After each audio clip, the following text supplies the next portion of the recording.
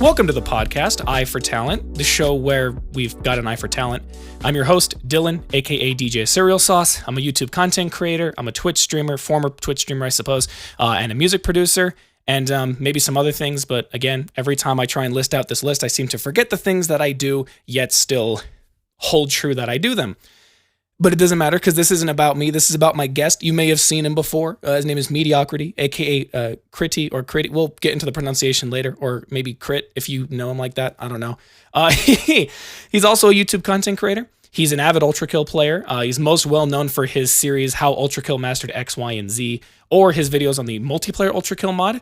But on top of that, if you didn't know, he's also a TF2 enjoyer, a deep rock enjoyer, and I would describe as famously Australian. The only reason I bring that up is because I accidentally called you a British content creator, and then my friend had to promptly say, I'm pretty sure that's Australian, and I don't even know why they had to specify it to me, because I can very clearly tell that the accent is more Australian than it is British. So I want to apologize, even though I never said that directly to your face. This is the outlet that I'm using to express that. But welcome on, man. How you doing? Thank you so much for inviting me, man. I'm doing very, very well. I'm doing very good. Beautiful. That's good to hear. You know what? We're gonna jump right into this with the first question. How's the weather over there? Because over here, it's it's almost mid-February, and the snow is so bad that I couldn't see the road lines on my way to work today. Oh, dude. Okay, imagine what you have now, and imagine the complete opposite. So we famously live on the other side of the world, right? Right. So when everyone is like dying because it's so cold outside, it is like 40 degrees. And because Australian weather is the worst thing imaginable, contrary to popular belief, when everyone is enjoying a hot summer's day, it is minus 20 degrees here. Hold on, and there are chunks of hail, minus 20 degrees, and big balls of hail just raining down from the sky. So, I love this place. Oh, Jesus Christ. Okay. I don't know the metric system very well. I had to go Google those temperature gauges that you just gave me, and I realized that is literally a 108 degree difference, basically for all my American viewers, which surprisingly is not as many of you as I thought it was, but it's still a sizable majority. That is the difference of -4 in the winter to 104 in the summer, which I suppose... Incredibly funny. You know what? I suppose that's actually kind of the natural result of dealing mostly with high humidity from being on an isolated... or mostly isolated island, actually. I didn't even... Yeah.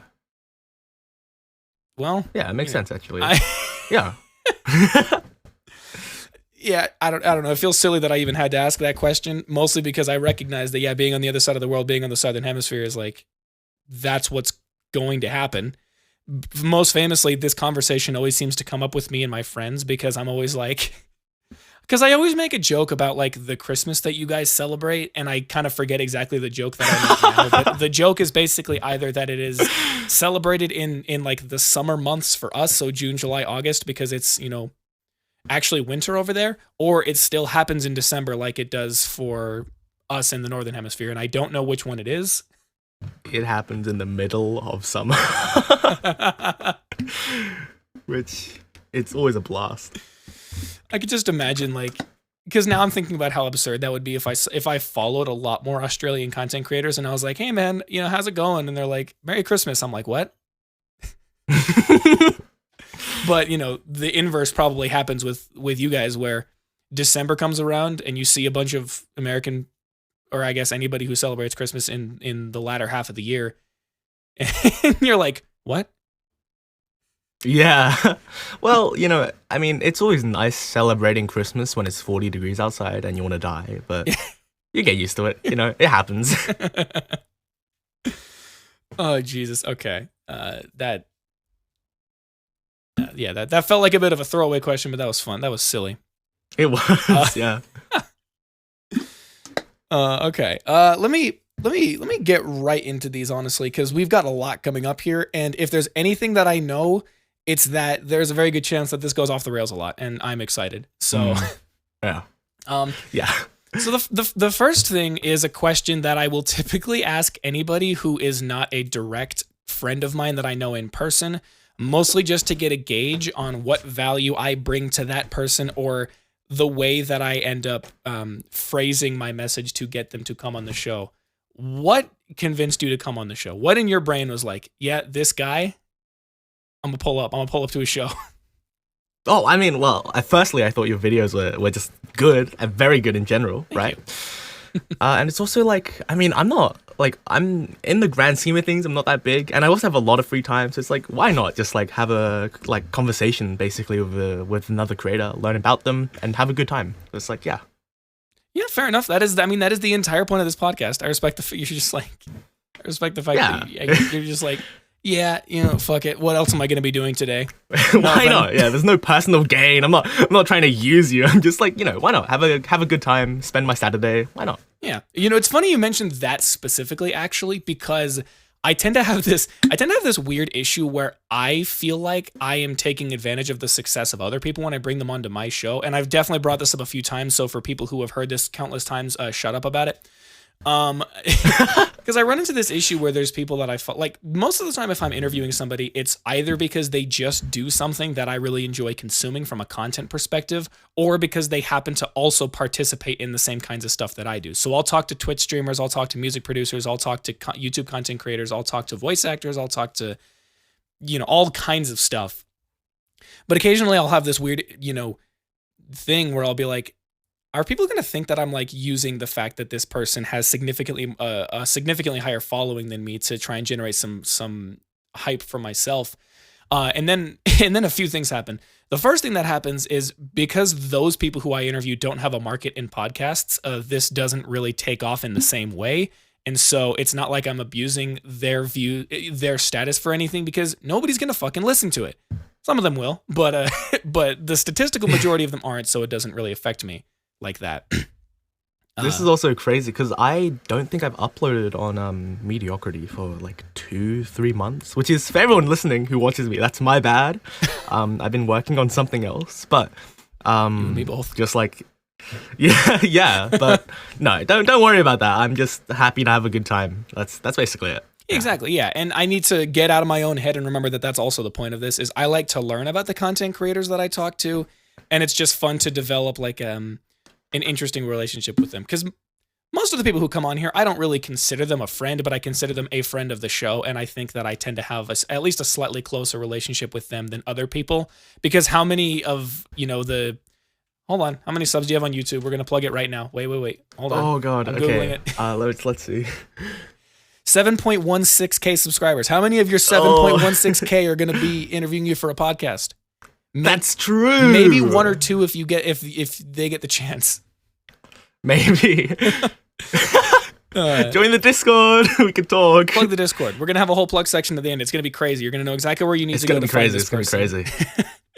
Let's go. Yeah. But so there's that, and then I guess the other thing is, especially now that I'm finding a lot of ULTRAKILL people, especially ones who are relatively popular within the community. Now I have a video that can contend with those people. So now within the ULTRAKILL community specifically, I'm not on the same level as them, but if you're talking about ULTRAKILL to ULTRAKILL content, it's now the gap has been closed and makes it significantly less imposter syndrome type, I guess. That makes sense. That makes sense. I mean, you've shown yourself to be like actually involved in the community. I guess even more than I have, to be honest, because I really only just post a video and then I lurk because I'm really anxious about like talking about this stuff. But I think like the thing I like about the ULTRAKILL community is that like there's no one sees each other as like competition that they need to like beat. I feel that everyone's like really chill with each other, and because it's such a small community. So there's room to grow for everybody. You don't have to take up market share, right? So it's just a nice time. Yeah, exactly. And I'm happy that I'm not like in the Minecraft community, because that's a whole different storm, and it's just crazy. Yeah, one of those things where you're like very concerned, where you're like, all right, am I entering into a market? Like if you're talking about like content creation in general, you're like, am I entering a market that is too oversaturated that I can't find a place? So, which for most people, I think you can always find a place in the market. It just gets harder, right? It gets progressively harder the higher up you go. Yeah. But if anyone here wants to create, just know that like it's possible, and I believe in you. Yeah. Yeah, I always tend to tell people. Well, this isn't like a general advice that I give to people, but what I do is if I'm like if you want to grow specifically within a community that is significantly smaller or more niche, like if you want to grow in an indie game community, you know, any miscellaneous roguelike or roguelite community of any caliber, just make the best damn thing that you can make for it, or I guess or try and capture a spark from it that hasn't been done yet. Yeah, that makes sense. Yeah, because you'd be surprised how effective it actually can be if you are willing to put in the time to give that thing that you were working on. If you're willing to give it enough time to make it into a very good product. And so this community just happens to be an outlet where that shows up quite a lot right now. But just have a good time, really. Just like enjoy yourself. Make sure what you're doing is like people. Make sure you enjoy making it. Basically, that's the key to success in like a small community, I think. Yeah, definitely. As long as you show people that you care, I guess that's good enough. Yeah, or even that you care, or that you at least put a little bit of like thought into what you were doing, because like some people's mark for showing that you care about something or showing that you're enjoying yourself while you're doing something is, you know, putting a ton of effort into something. Whereas conversely, you can make something just as successful because you thought it would be a funny idea and you thought that it would be funny if people saw it. And you weren't just trying to do it for like a view grab or something. Bro, of course. Like the ULTRAKILL shit posts are so good. They're such peak. Like the shorts that ULTRAKILL creators make is just, it's such a fever dream and I love it so much. It's just crazy. Yeah. I the only two shorts that I've uploaded about ULTRAKILL specifically, both of them don't even have anything to do with, like, there's no gameplay happening. There's no like drawings of the characters or anything. No. So one of the shorts that I posted was just Gianni, the voice actor of Gabriel, just screaming, "It's normal sized and fully functional" in the Gabriel voice. And the people love it. Bro, who wouldn't? Who wouldn't love that? I wish I could go find the exact. I wish I could find like the 10 seconds before it happened, because I'm pretty sure I just donated. I'm pretty sure I donated leftover bits that I had, and just put that, and then just said it's normal sized and fully functional because of some other thing that was happening. And ULTRAKILL Twitter ate that shit up, dude. Yeah, that's genius. That's actually genius. Holy. Yeah, while I'm in the middle of doing all of this, I'm gonna snag it. I'm gonna send it to you later. But oh, yeah, sounds good. Either way, we've been here for almost 15 minutes, and thank you for coming on once again. We probably should get into the meat of what actually is being talked about, and not me just trying to like puff up my own ego. That's fine. It's fine. Everybody starts somewhere. Why did you decide to start making YouTube videos? What was your impetus?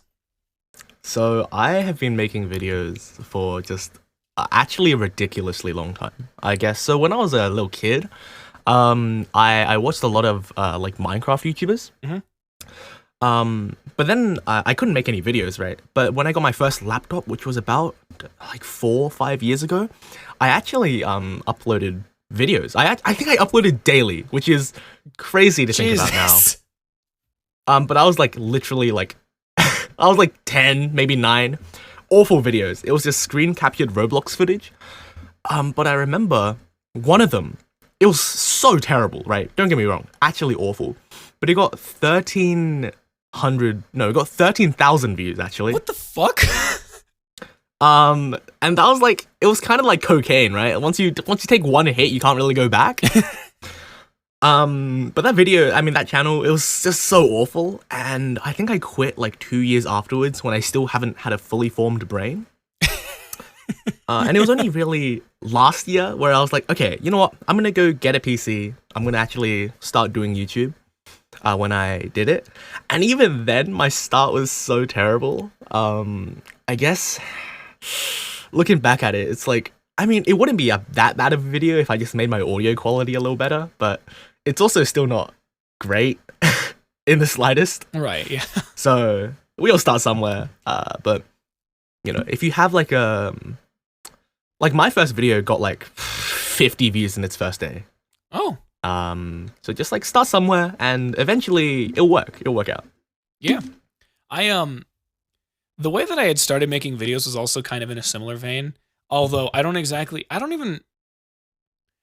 know exactly where the mindset started, but basically the first videos that I had ever made, it was using a watermark infested screen recorder that could only record up to 15 minutes. And I would record Minecraft LAN gameplay with my friend, and it gets worse. I didn't have a headset. I didn't have a microphone. I was using the built-in microphone on my laptop, and I was also in the same room with the person who was doing another recording on their end in the same thing. Oh my god. Oh no. And I was even slightly more, brain-formed. I was probably like 11 when it happened, and then stopped doing that for a while just because I just stopped hanging out with those people for whatever reason. And then I don't know where the break was, but I was like, okay, I'm gonna delete these. This shit is terrible. And so I did. I deleted them. The funny thing is that my friend who still has his YouTube account still has a video or two up. So if I wanted to reminisce on how that time was when I was at minimum 10 years younger, I could do that, but I won't. So I did that.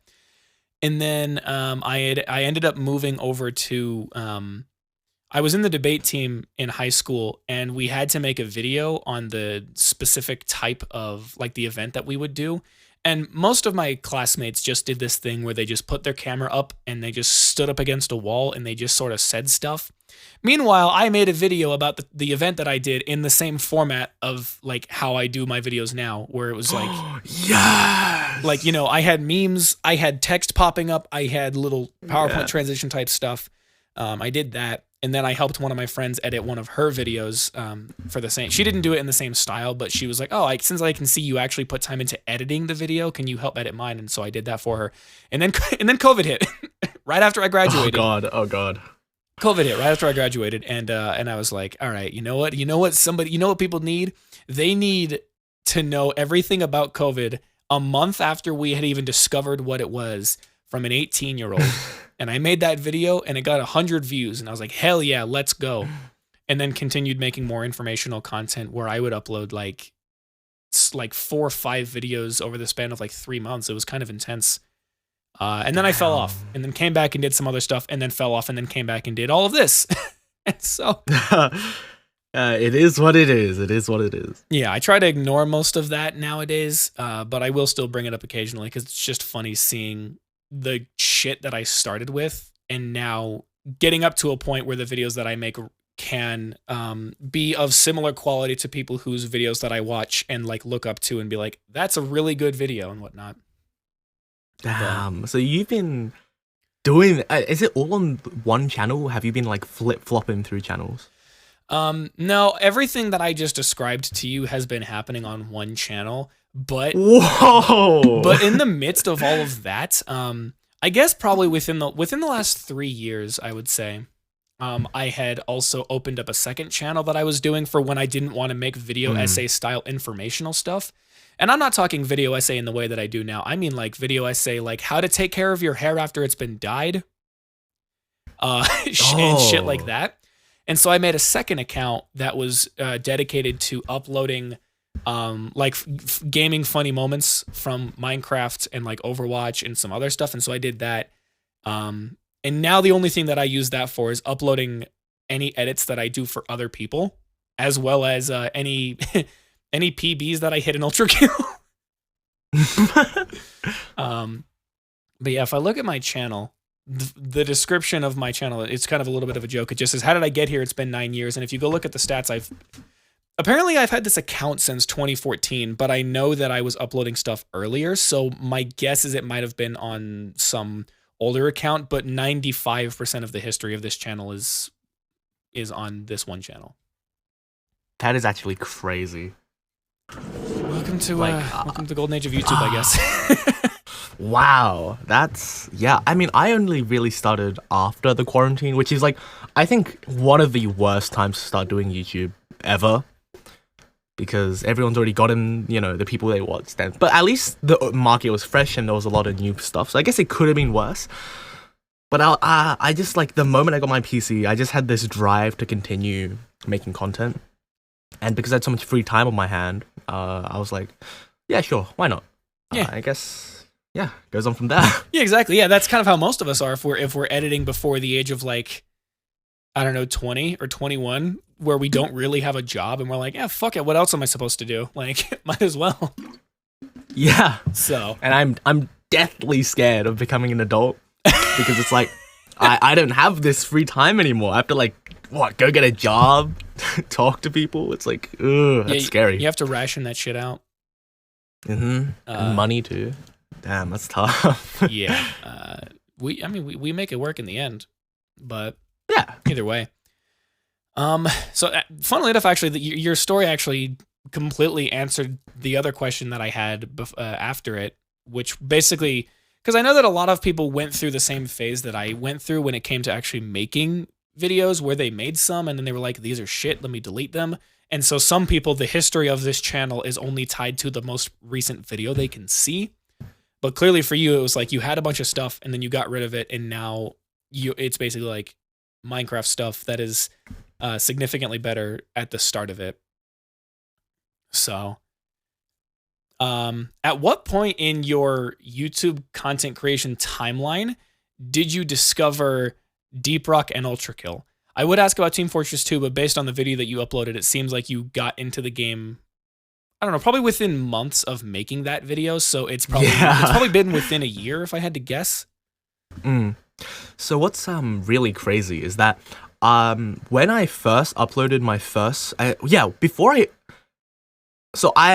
you can tell that there was a period before I uploaded Deep Rock and ULTRAKILL. I think before the Sons of the Forest video, I had no clue that those games existed. And then I have a friend, I have Loki, right? You see, he's the person that plays with me in the ULTRAKILL multiplayer video. Yeah. He introduced me to both of those games. So I owe him quite a lot, I'll be honest with you. But I was just so, and really me getting popular on ULTRAKILL was actually, now looking back, it was more of a like freak accident, I guess. So my Deep Rock videos would always do like pretty well, right? They would get like thousands of views in the first couple of days. I was happy with that. But I had uploaded an ULTRAKILL video like months before my Deep Rock stuff were taking off. And it got like 700 views and then it flatlined, right? And then one day, I woke up to one of my friends saying, hey, congratulations, you hit 1,000 subscribers. And I was like, yo, nice, my new Deep Rock video did well. Opened my channel analytics, nothing about Deep Rock Galactic. Nothing.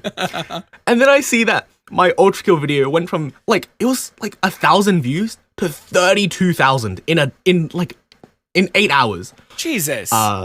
And that was like, what? That was crazy. You had to go take a nap and you came back and you're... Yeah, it was insane. It was crazy. Yeah, you're like, well, I'm going to bed. Got to get ready for school tomorrow. Wake up. What the fuck happened? What the fuck happened? As long as you keep making videos, something good will eventually happen. So just like keep doing it and hope for the best. Yeah, I guess that's all of us can really hope for. You know, hopefully if you operate within, again, I tend to focus on the niche market because I've tried doing stuff on popular game, like super popular games, and the way that I just do it doesn't seem to work. So I just managed to accidentally capitalize off of the fact that the ULTRAKILL community is very small. But you know, if you do operate in a small community, you very well could run into a situation where, you know, you make a video and it doesn't move for a little bit and then randomly it gets a spike and you're like, I don't know where that came from. And you may never know where it actually came from, but who knows? You'll just have to keep doing it and find out. But I guess one thing I should say is that I like to think that making it on YouTube is like winning the lottery.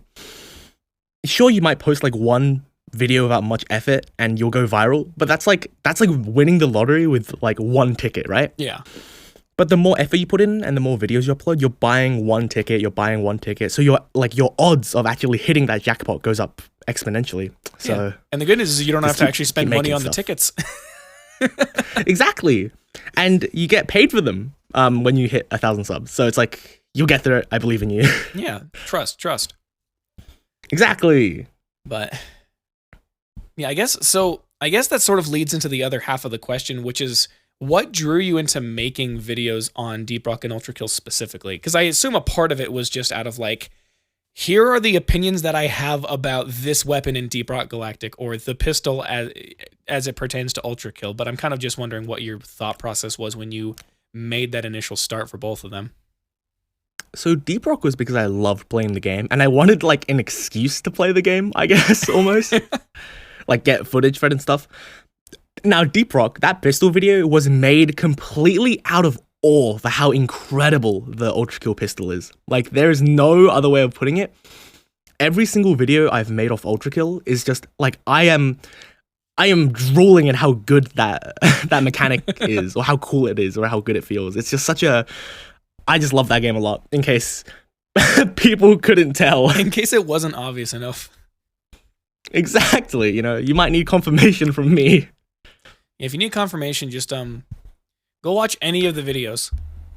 Oh god. Just any of them. Any of them will do the trick. But I think, I guess both of them were made out of just like really liking the game. The only 2 videos that I made just for the sake of getting a video out was that Sons of the Forest video and that Roblox video. But they were my first 2 videos. Yeah. Second and third. So it's like, who cares? Just forget about it. Yeah. We'll just pretend like it. Move on. Yeah. But even didn't happen. Yeah, I don't know. I don't know how many subscribers you might have had at the time of these videos being created, but like their views are pretty good given the context. I don't know how many of them are potentially people who are now a part of your current subscriber base going back and watching those ones because they're like, oh, they made these videos. What were they doing earlier than this? Yeah. It's pretty amazing. It's pretty amazing to see how those videos like actually gain viewers. Because I think before I made it, big, they were all like sitting at like 30, 40 views, and those were just off my friends I forced to watch them. Oh yeah. Right? Which, shout out to my friends for watching these videos. I make it so annoying for them to watch my videos when it's like one I want to succeed. Because I don't give them the link. I go, all right, you gotta refresh your page, and then you see it on your recommended page, and then you gotta click it and watch it all the way. Yeah, so you can just try and cheese the fucking YouTube retention algorithms or whatever. And fellas, it works. It works for the most part, but I ran into actually a reverse issue where there's a group channel that I used to run with my buddies, where we would do something every week, just us playing, whatever the fuck with pretty minimal editing, just like clean cuts and funny sound effects and whatnot. Yeah. As of recently, I don't know what's been happening, but I would upload a video. I would give it like 8 hours, and it would have a couple of views because the channel only has like 60 subscribers. But it would have like 5 or 6 views or something, and I'd be like, whatever, okay, cool. At least it's actually getting pushed to people within the first 8 hours. And then I'd go to bed and I'd check it again, and it would have 0. I'm like, what the fuck, YouTube? Are you stealing my views? And it was especially messed up because one of the guys who ran that channel with me, he was like, yeah, this doesn't make any sense because I watched the whole video myself. Because my initial theory is I was like, oh, maybe they're just removing bot views. And he was like, am I a bot? Why are they removing my views? Roblox, not Roblox, Jesus. What am I thinking? YouTube is just like, sometimes they're very confusing. Like for my ULTRAKILL video that got 32,000 views in a day, it got like age restricted the day afterwards. What? That's weird. So oh my god, the graph is so funny. The graph is just the funniest thing you ever see in your entire life. It's just flat line, jumps up, and then it goes back to being a flat line. But I guess, YouTube just does a bunch of dumb stuff, and at the end of the day, there isn't really a good way to fight it unless you're already famous. So it is what it is. Yeah, just follow the recommendations we gave earlier. We're not here to tell you how to try and game the algorithm because I don't think either of us are in a position to do that. We've been very grateful for the way that YouTube and their respective communities of games we've uploaded have treated us. So take that with we're a pinch very of salt. grateful for that.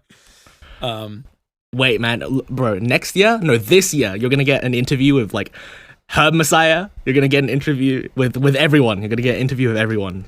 This is gonna be big. You know, I could believe it. Who are some? Hold on. You know what? I was gonna get into some deep rock related questions, but it's funny that you mentioned that. So now I'm gonna ask you: Who are the Ultra Kill content creators who you find yourself either enjoying the most, or you have only seen a few videos of theirs, but you enjoy them enough to make this list? I mean, okay, so obviously, there's Herb Messiah, right? I mean, I love that guy. He's great. Let me see. I'm going into my YouTube subscriber feed right now, because usually when I watch videos that aren't like, because I'm a massive nerd, to be completely honest with you. Like, I watch a bunch of history stuff, because yeah. But let me see. So the guy that I forgot his name. I really shouldn't, but he made the rocket video, like, oh god, the rocket launcher video. ULTRAKILL's rocket launcher, not the Herb Messiah one. That was one that I was. Let me find his name. I don't know. The only other content creator that I can think of that would have done that would have been G Highs, but I don't know if he made a video on that. Let me see. What's it called again? The rocket launcher. Why do I don't know. Let me send this one. This video is so incredible, and so it's called the most video game mechanic ever, and it's just. Oh my god, it's such a great video. That thumbnail is actually the cleanest thing I've seen in my entire life. Yo, wait a minute, that shit's sick. I don't know who this person is, but this is cool. Yeah, but when I saw that, bro, I saw that thumbnail, I just had to click and give them full watch time, dude, because that was just, like, that is sick as hell, and all the other videos are incredible too. What is it? I just want to see if this has ever showed up in my recommended to see if I recognize this. Oh, also they like Reaver. I like that. Hell yeah. This was 11 months ago? What the shit? Time passes fast, man. Yeah, I guess so. I'm gonna watch this after this is done. Either way. It's a good video. It's a really good video. Yeah. Okay, so we have Herb Messiah, we have this guy who I don't know how to pronounce their name. I'm too scared to try it, to be honest. I'm too scared to... I feel like I'm gonna actually butcher it. They have a Twitter. I'm gonna reach out to them on Twitter and be like, hey, how do you pronounce your name? I'm gonna assume it's Aaron. Aaron is their name, and so I don't. Aaron 3. Yeah. I don't know. Either way, yeah. So we have those two. It's a good start. Oh, and Cilia. Dude, I mean, when was the last time he made a video? Let's see. But I mean, when I was making videos, like it was always a nice time. You know what I mean? Yeah. It was short, sweet. It's just, yeah. Oh, 3 months ago. Jesus Christ, that's even worse than mine. We're both at 3 months. Oh, Jesus Christ. Wait, hold on. I've now confused myself. Okay, they're at 3 months. Yeah, I've confused myself. Either way, Cilia's funny. I made a funny reference to Cilia once. All right, and I forgot what his name was. The guy who made the greatest level in FPS history about P1 and P2, like 2 separate videos. Oh yeah, both those videos are wonderful. Both of them are really good. In FPS history, googling it as well. I'll show you. Eero. Yes, Iro. This guy, Uncle Iro. Very good. Both his videos are really good. So. Check them out. Oh, and oh my god, there's a lot actually. Dude, what was the guy who did the fist challenge or like the entire history? Yes, and also the speedrunner, the guy that told us how speedrunners absolutely destroyed Minos and V2. That was Dark Nova. Shouts out. Yeah, those two also insane. So they make really good content and they make me look like a little baby. So yeah, shouts out to them. Go watch their videos if you haven't already somehow. Oh goodness, that's funny. But yeah, there's a lot of. It's crazy. It's like I don't think we're on the level of like the pure insanity of the TF2 fandom yet. You know, but not quite. the quality of the videos in this community is like it's also just incredible. Honestly, it's really good. Yeah. So I'm happy about that. You know. Oh yeah. I was. It took me a second because I was trying to like mentally think about what would cause that, but I suppose I don't really know anything. I wouldn't really be able to definitively say why a community is able to make incredible videos outside of communities that have, surrounding a game that's very old, because those people have had plenty of time to work on them. And I suppose, the one similarity I can think of with TF2 and ULTRAKILL is just how like balls to the walls they both are. You know what I mean? Yeah. Both insane. So I guess, the more crazy and creative you can make your game, the better it'll do on YouTube, maybe. I don't know. Yeah, I think it's just one of those things where you just you put a lot of thought into the mechanics that you like. there's a very specific execution of both Team Fortress 2 and ULTRAKILL that I think support that theory, where it's like, I don't know, like having only a few core things, but having those particular things have a lot of complexity to them. Because, like, you know, definitely. Like I've every ULTRAKILL player and their mother has compared this game to Doom Eternal, and at this point, I don't think it's very fair.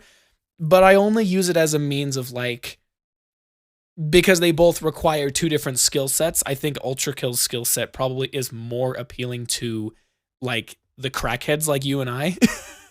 Yeah. And so, like, we got, you know, that might explain we're like the people who watch shorts with Family Guy clips in the background of the gaming community. No, I don't do. I hate people who do that. I don't like that. Oh, absolutely. I hate that too. But it's like I guess it's like it's just so much more stuff happening. And also, I play Doom. Like obviously, I make Doom references in like half my videos, right? Yeah. It is insane how like different they both are. Yeah, and I don't think that's a bad thing. And I think people who make the Doom comparison, well, I'm not saying they haven't played ULTRAKILL because that would probably be wrong. I think most of them have. Yeah, but I guess you know, I don't really really prefer. I think it's just like it's their opinion, and it's like what they think, and I value that, and I appreciate them sharing it. But I struggle to understand it. But it is what it is. You know what I mean? Yeah, it's probably it's like an intrinsic thing that you just believe in yourself, that you're like, you know, this is just what I value in this game for reasons I can't really explain. Therefore, people who enjoy Doom Eternal more probably enjoy that for other reasons that we don't understand or that they can't explain. Yeah. And, you know, yeah, of course. Especially because if they have played ULTRAKILL before, that might explain why they like Doom Eternal more, because Doom Eternal's community is probably a little bit less aggressive towards new players. I know we were talking about earlier how much we enjoy the community. There's a bunch of stuff about it. Like, people have talked about it. It's, you know, anybody who's in the community and makes content on it will probably understand it. I think most people in the community can agree that watching a new player play the game is like it's like constipation, bro. It's like, when are they gonna realize this trick or this trick? Why aren't they doing this? And it's like, I understand it because it's like obviously like getting a core eject and then shooting with a rail cannon and nuking everyone is like super cool and stuff. But I guess almost as cool as pulling something like that off is just letting yourself find it naturally, almost. Exactly, bro. That's why it's so satisfying once like there was a guy who I got to buy ULTRAKILL because I told him about the success of the first video that I made on it, and he was like, holy shit, that's insane. And then I think he like tuned into one of my streams, and through miscellaneous versions of exposure, he eventually got the game and then went and he streamed it this last weekend, and he figured out how to coin punch, but didn't really figure out the most efficient way to do it. Yo. And that's one of those things where it was like, once he understands how to do that, it's going to be insane. But watching him understand the fundamentals of like, these weapons are hit scan, these weapons are projectile, this is how parrying works, and it works in different ways than you think it does. And then watching him put all the building blocks together to do something, I was like, yes, this is so satisfying because it's been a while since I've seen someone do this. And I think that was proved to me with the Layer 7 update. Oh, really? Why do you say that? Because it was like the first update that I had experienced from ULTRAKILL, right? Oh, like being there to experience it when it happened, yeah. Yeah. No, okay. So here's the funny thing. So I was abroad. I wasn't even in Australia. I couldn't play the game when it updated. Yeah. So I think I only got to play it like 5 weeks after it released. Oh, Jesus. Yeah. I somehow managed to avoid every spoiler. And dude, playing that level, like getting back into ULTRAKILL and playing the new level was just like so incredibly fun, and my jaw was on the floor the entire time. It was so incredible. It was so good. Yeah. Oh, that's cool. But I'm just, everyone has different experiences, and that's valuable. Yeah. And I think we need to share it. Yeah, exactly. All right, here's the thing. So I've got a bunch of buddies in the Discord that you're in. Join the Discord, by the way. We have a plug section at the end of it. I've got a buddy who is on the verge of having. He might even actually have every single dwarf max level in the game. He has played. Jesus Christ! He's played this game an absurd amount. Like it's fucking insane how much he's played the game.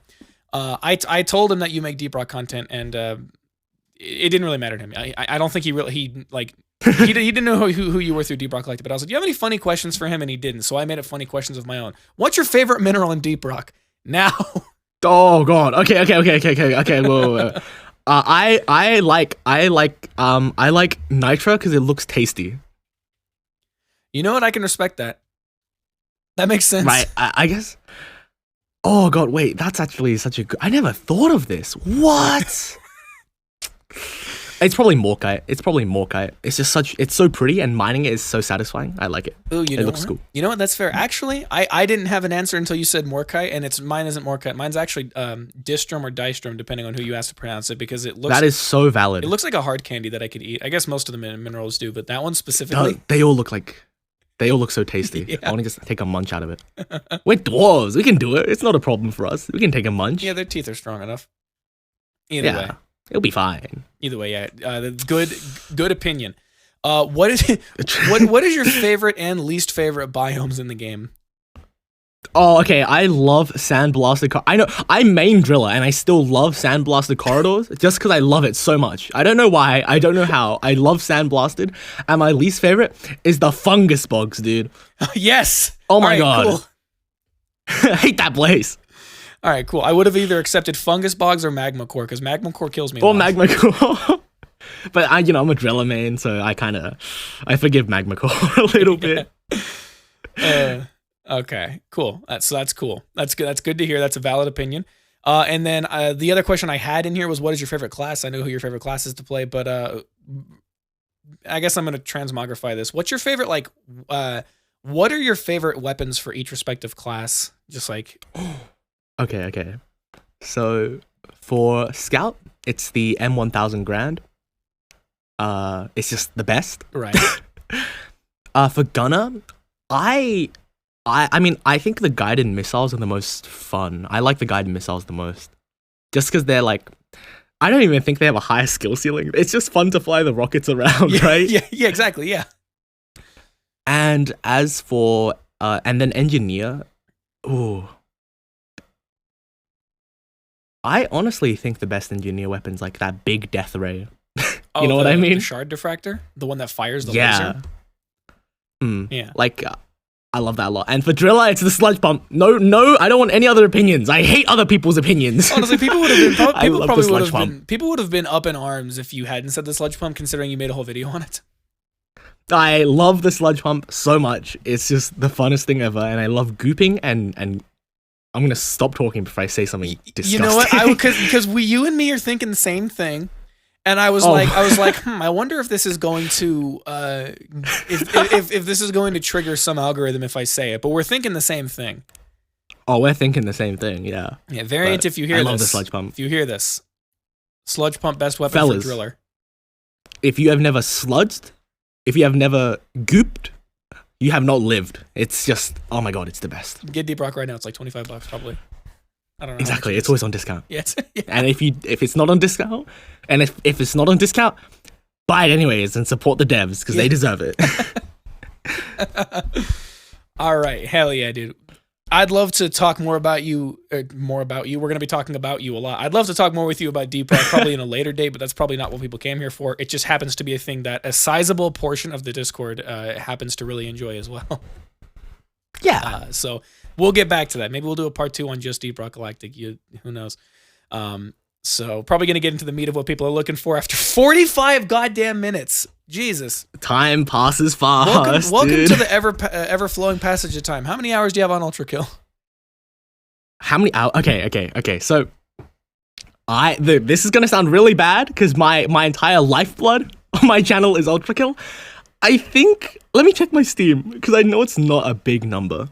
You're afraid. You're scared like a character in a horror movie about to open a closet thinking there's something back there. Oh, they're gonna think I'm a fraud. Basically, I P ranked all the levels. I P ranked P1, and I was gonna P rank P2, but then I had to go abroad, and now I'm kind of scared I'll never do it again. Oh, damn! But I will eventually. It'll make really good content we're gonna ignore that Dumpster Man did it first, like a year before me. Yeah, you're different because you're famously Australian and he's famously not. Exactly. I'll talk like this through the entire video and people will watch through it. It'll be a wonderful time. Okay, let's see my hours on ULTRAKILL. Oh, this is gonna be... Any predictions, anyone? I would have to assume it's probably around the amount that I have, because I feel like, I don't know. You seem rather skilled at the game, and the fact that I was able to P rank P2 on normal with only 75 hours in the game seems to really strike a chord with people. So I'm assuming it's ideally around how many I have. Oh Jesus, 7. That's actually really good. No, I think it's like let's see. Oh god, I'm trying to find my Steam library. So it's a quite respectable, like it's like 150. Okay.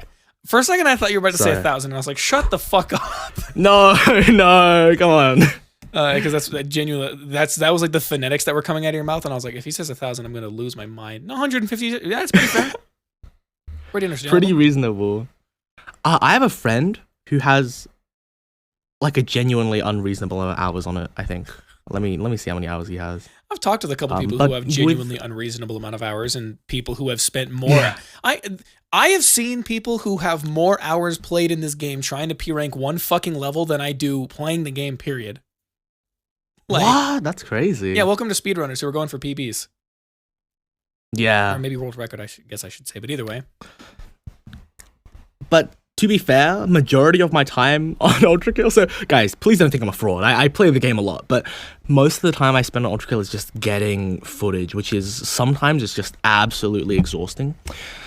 Because I found making Minecraft content recently that getting footage for Minecraft, especially with replay mod, it's actually really fulfilling. Because you have to like plan out your motions, you have to keyframe everything, you gotta animate all of it. But with ULTRAKILL, I just mainly record, and because I make the same type of video, like same format, where I basically write a script and then I just record stuff for the script, it honestly feels like I'm just recording the same thing for like every single video. So it's like, I guess I could have spent those hours better, but I am happy that I spent them. I guess that's a weird way of saying it. Yeah, look at where I'm at. Yeah. I'm doing well enough for myself. Yeah, you're doing better than you thought you were going to. Oh, I did actually. Yeah, so that's a good start. I was going to make a reference to a Twitter post you made like 2 months ago where you just said, held right click on this cow for 30 minutes for like 5 seconds of footage. That's what we call peak gaming or something. Yeah, something like that. And honestly, it was wonderful. Oh Jesus. I mean, God, I kind of wish that I haven't even P ranked the new layer 7 levels actually, but I kind of wish that I would like I did more with my channel while I was still developing, I guess. Because right now, I would say that the ULTRAKILL Mastered X series, it's like, I'm not too big of a fan of it. But at the end of the day, it's like, I think it's just my own way of getting my crazy, batshit insane opinions just out there to the world. Yeah. You know? Yeah, that's actually fair. That's actually, because honestly, because the way that I look at that is like, if you're, whatever reason you might not necessarily be the happiest with those videos may come up later with a question that I have that I warned you about. But yeah, if you're not necessarily, depending on the reason you're not necessarily the happiest with those, it's still crazy seeing that content that you may not be putting the time that you would want to into them is still doing as good as it is. And like, imagine how, as you develop your channel more, and as you bring in more people from different walks of life, different communities of games, like those videos you put more effort into, like how much those are going to pop off with the algorithm. That's fair. I think over time, when I realized that, oh, I have like a niche and I have that single series, I think I got slightly demotivated over time. But now that I've taken a step back and I've done more things, like I've been working on my next video for 3 months, and I would never have done that on Mediocrity. Just never in my entire year. Never would I've ever worked on a video for 3 months, right? Yeah. But ever since I took that step back and I realized that, like, I should probably be making videos that are really, really good.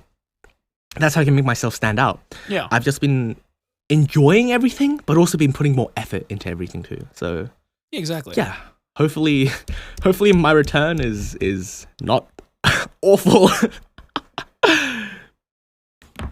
But it's been, oh my god, it has been 3 months. I thought it was 2 months since I last uploaded. Welcome to the Jesus passage of Christ. time. Yeah, it'll be fine, I'm sure.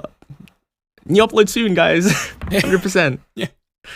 When you say this video is taking me 3 months, are you talking like to plan and write and record and edit, or are you talking strictly from like an editing perspective? Oh god, no, not the editing perspective. That would be tragic for my mental health.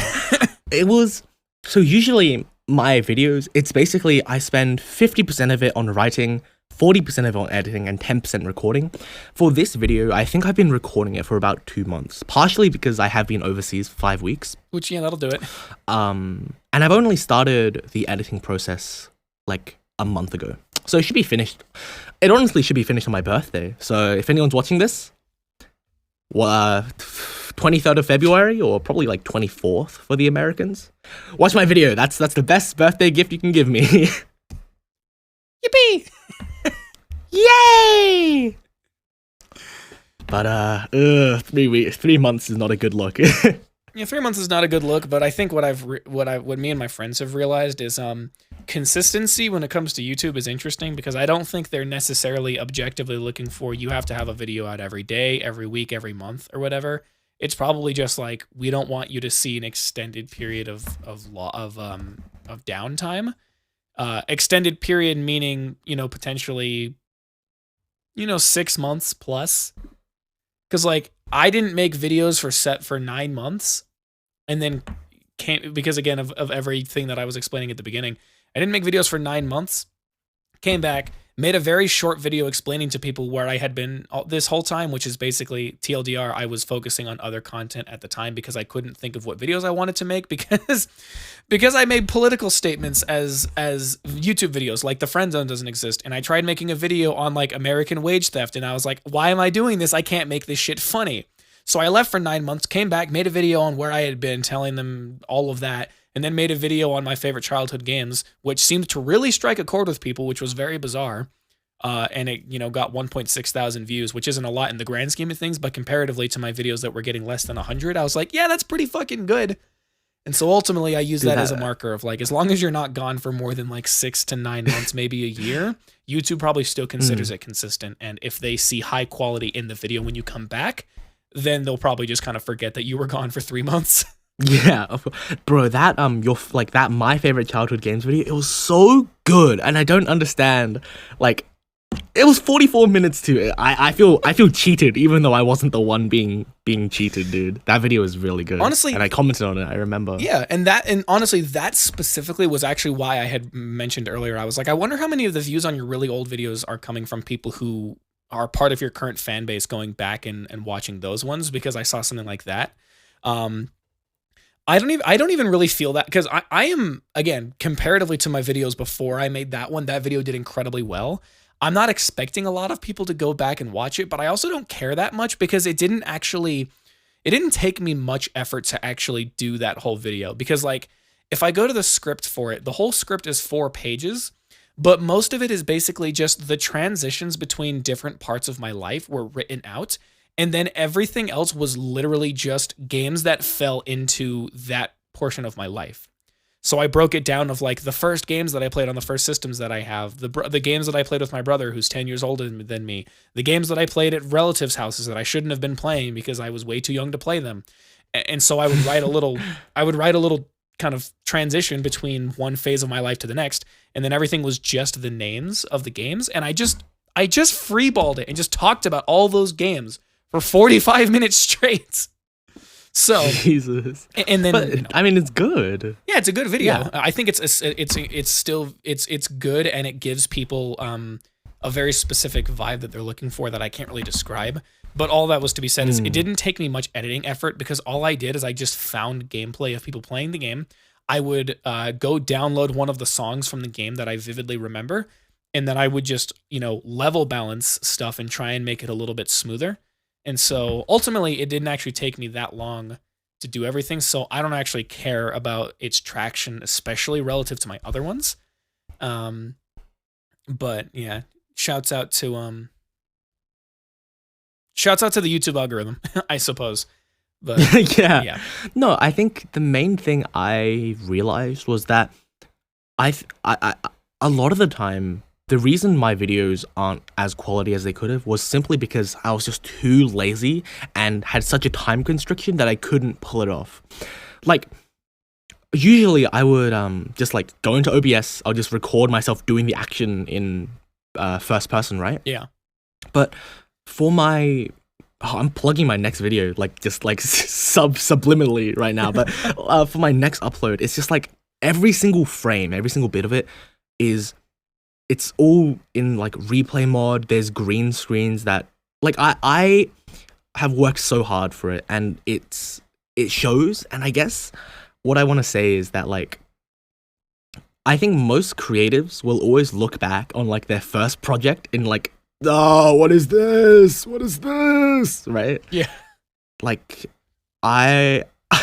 even my newest video on Minecraft April Fool's updates, like I look at that and it's like I can't bear it. I can't bear it at all. I can see where I slacked off. And you can see this on my most recent video on my my ULTRAKILL channel, right? Like that size 2 fish video, I basically only made half of it. And then the other half, I just didn't do anything for it, right? I just basically played out myself reading the script and had like one single shot going throughout it. Yeah. And it's like, I wish I did more in that video, because honestly, I think that video it would be my best video if I didn't skimp out on those 4 minutes. But I did, and I guess I'm paying the consequences. But, just don't make the same mistake I did, right? Don't get horribly burnt out and upload weekly like a dumbass. Yeah, I came to a realization with myself recently that I am not going to bother with making videos or any kind of content that I have very consistently unless I can actually make it good. This podcast is technically the only exception to that, but I think what makes the podcast good is the very minor amounts of audio editing I have to do to it, and as long as I have a good conversation with the person I'm talking with, then I consider that a success. But right, that obviously, yeah. And like parts of this are even like, because what I realized after making videos for as long as I have is to try and focus on I always tell people that if you want to make videos, you need to focus on what value those videos are going to bring to people, and then figure out a way to make that the best that you can.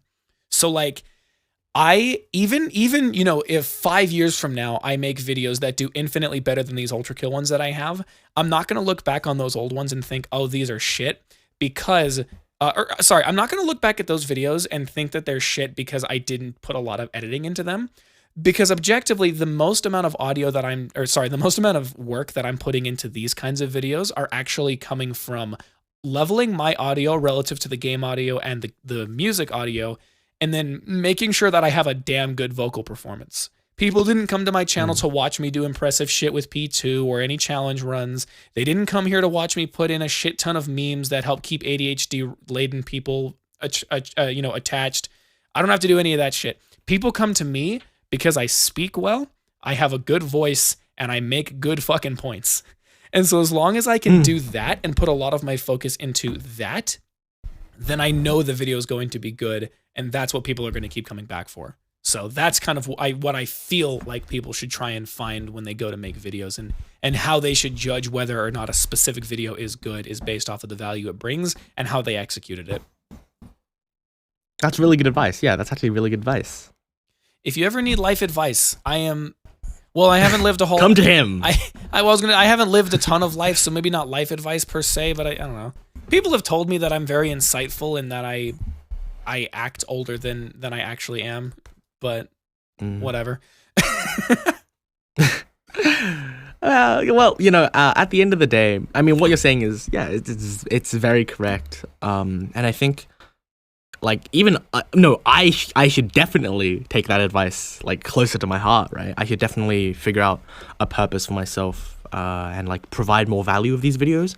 And I guess like that's what I'm trying to do. And I what I'm trying to say is I guess that we shouldn't be like afraid to go, this the stuff I'm making isn't really that bad, and don't be afraid to like step back and like work on yourself and make better videos. I guess that's what I'm trying to say. Yeah, exactly. Very poorly, but you know, don't be afraid to take risks and make yourself like better.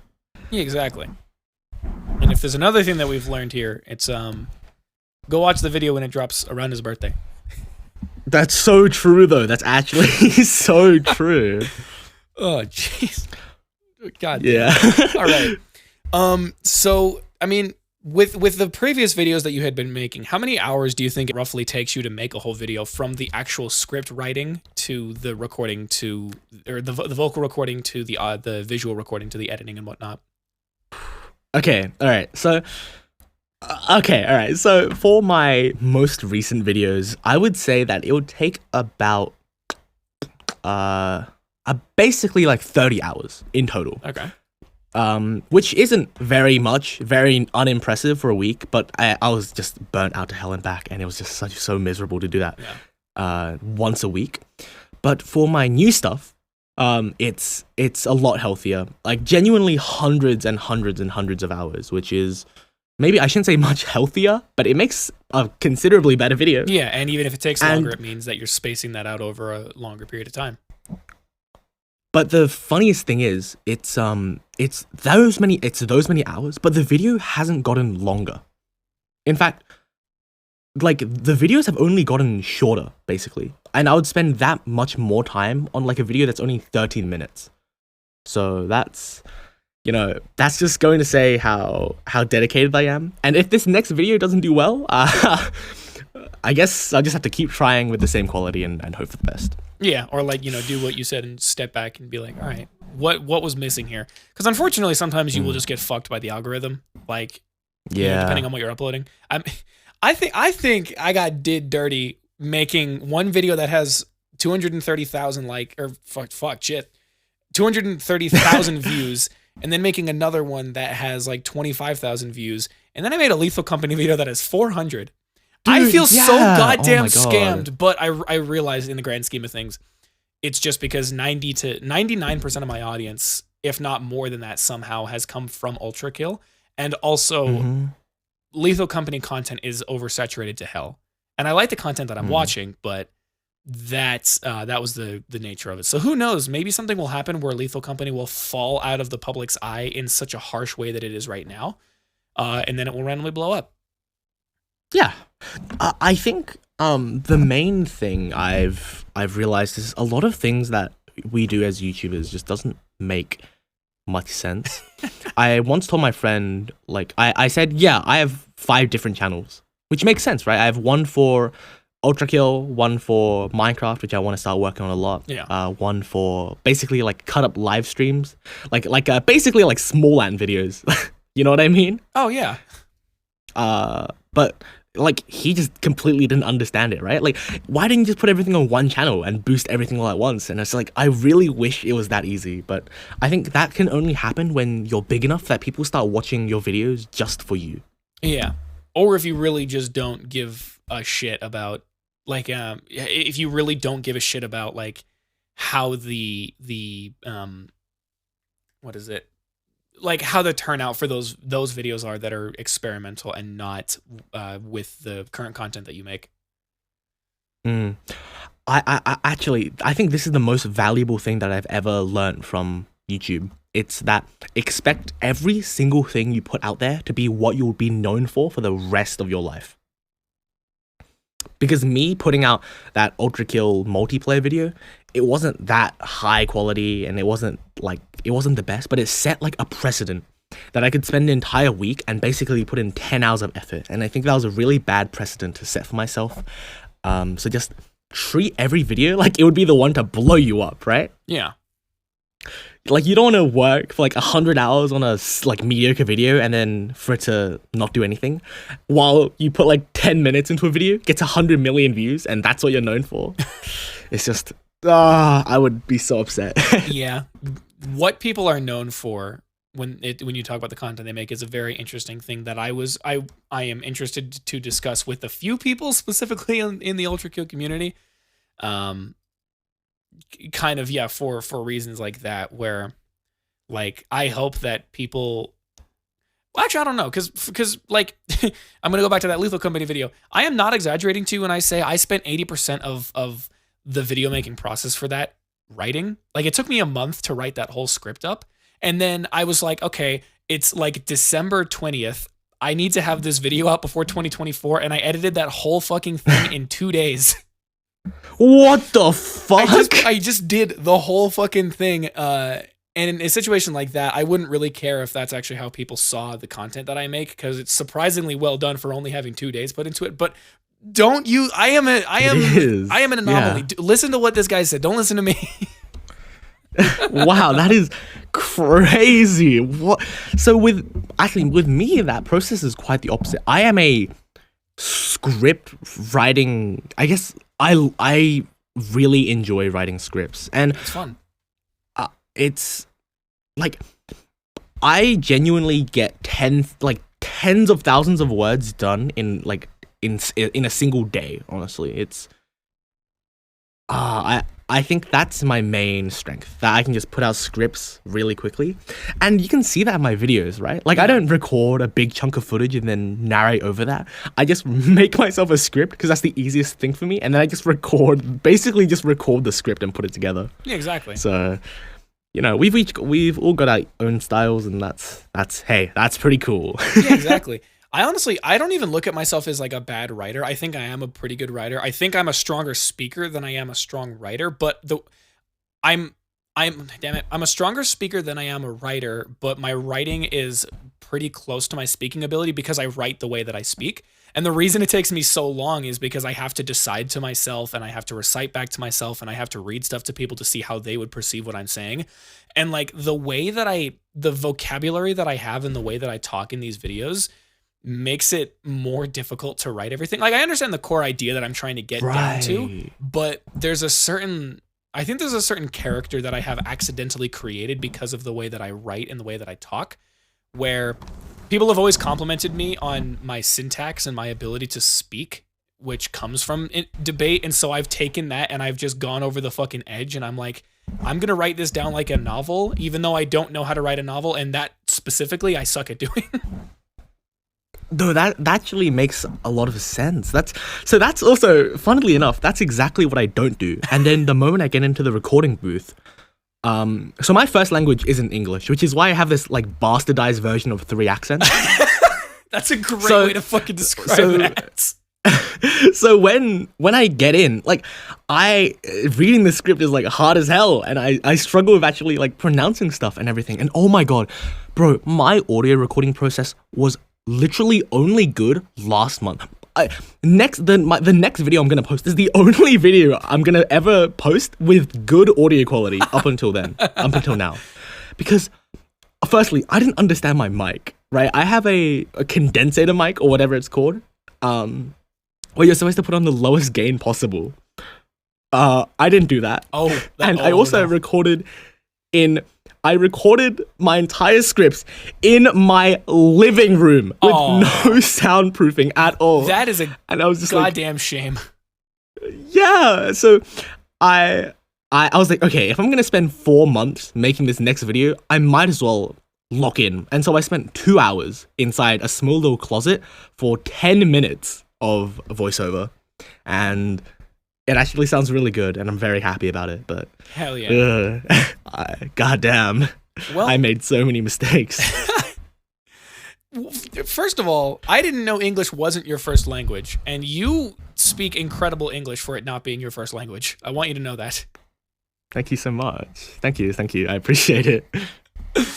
But yeah, I mean, that's like that's basically how I explain my crazy accent, because it's like, it's mostly Australian, but sometimes I just say things in the most like stereotypical American way possible, or British way possible. So I guess that's funny. It's a fun time. Yeah. I guess that probably explains partially why You know what I I was mean? confused to your accent, even though I should have known better. Because I can just tell if it's, if it yeah. if it sounds more fucked up, it's Australian. But I say fucked up in like a respectful way.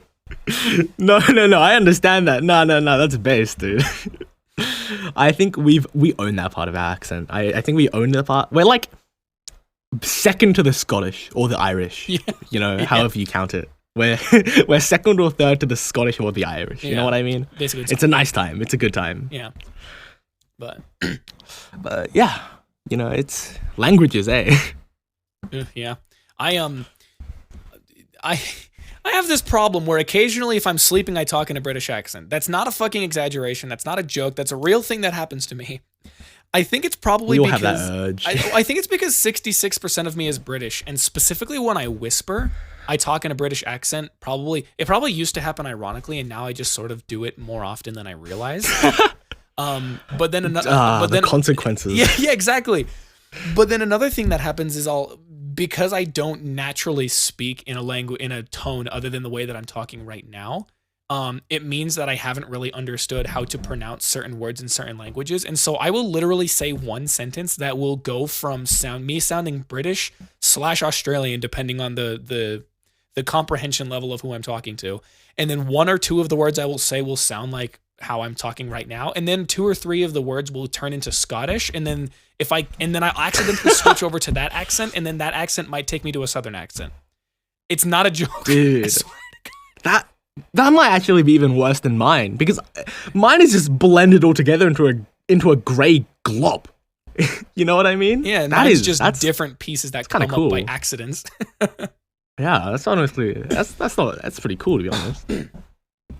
But again, it's funny because I haven't left the US, so I have no reason to think that. It just happens.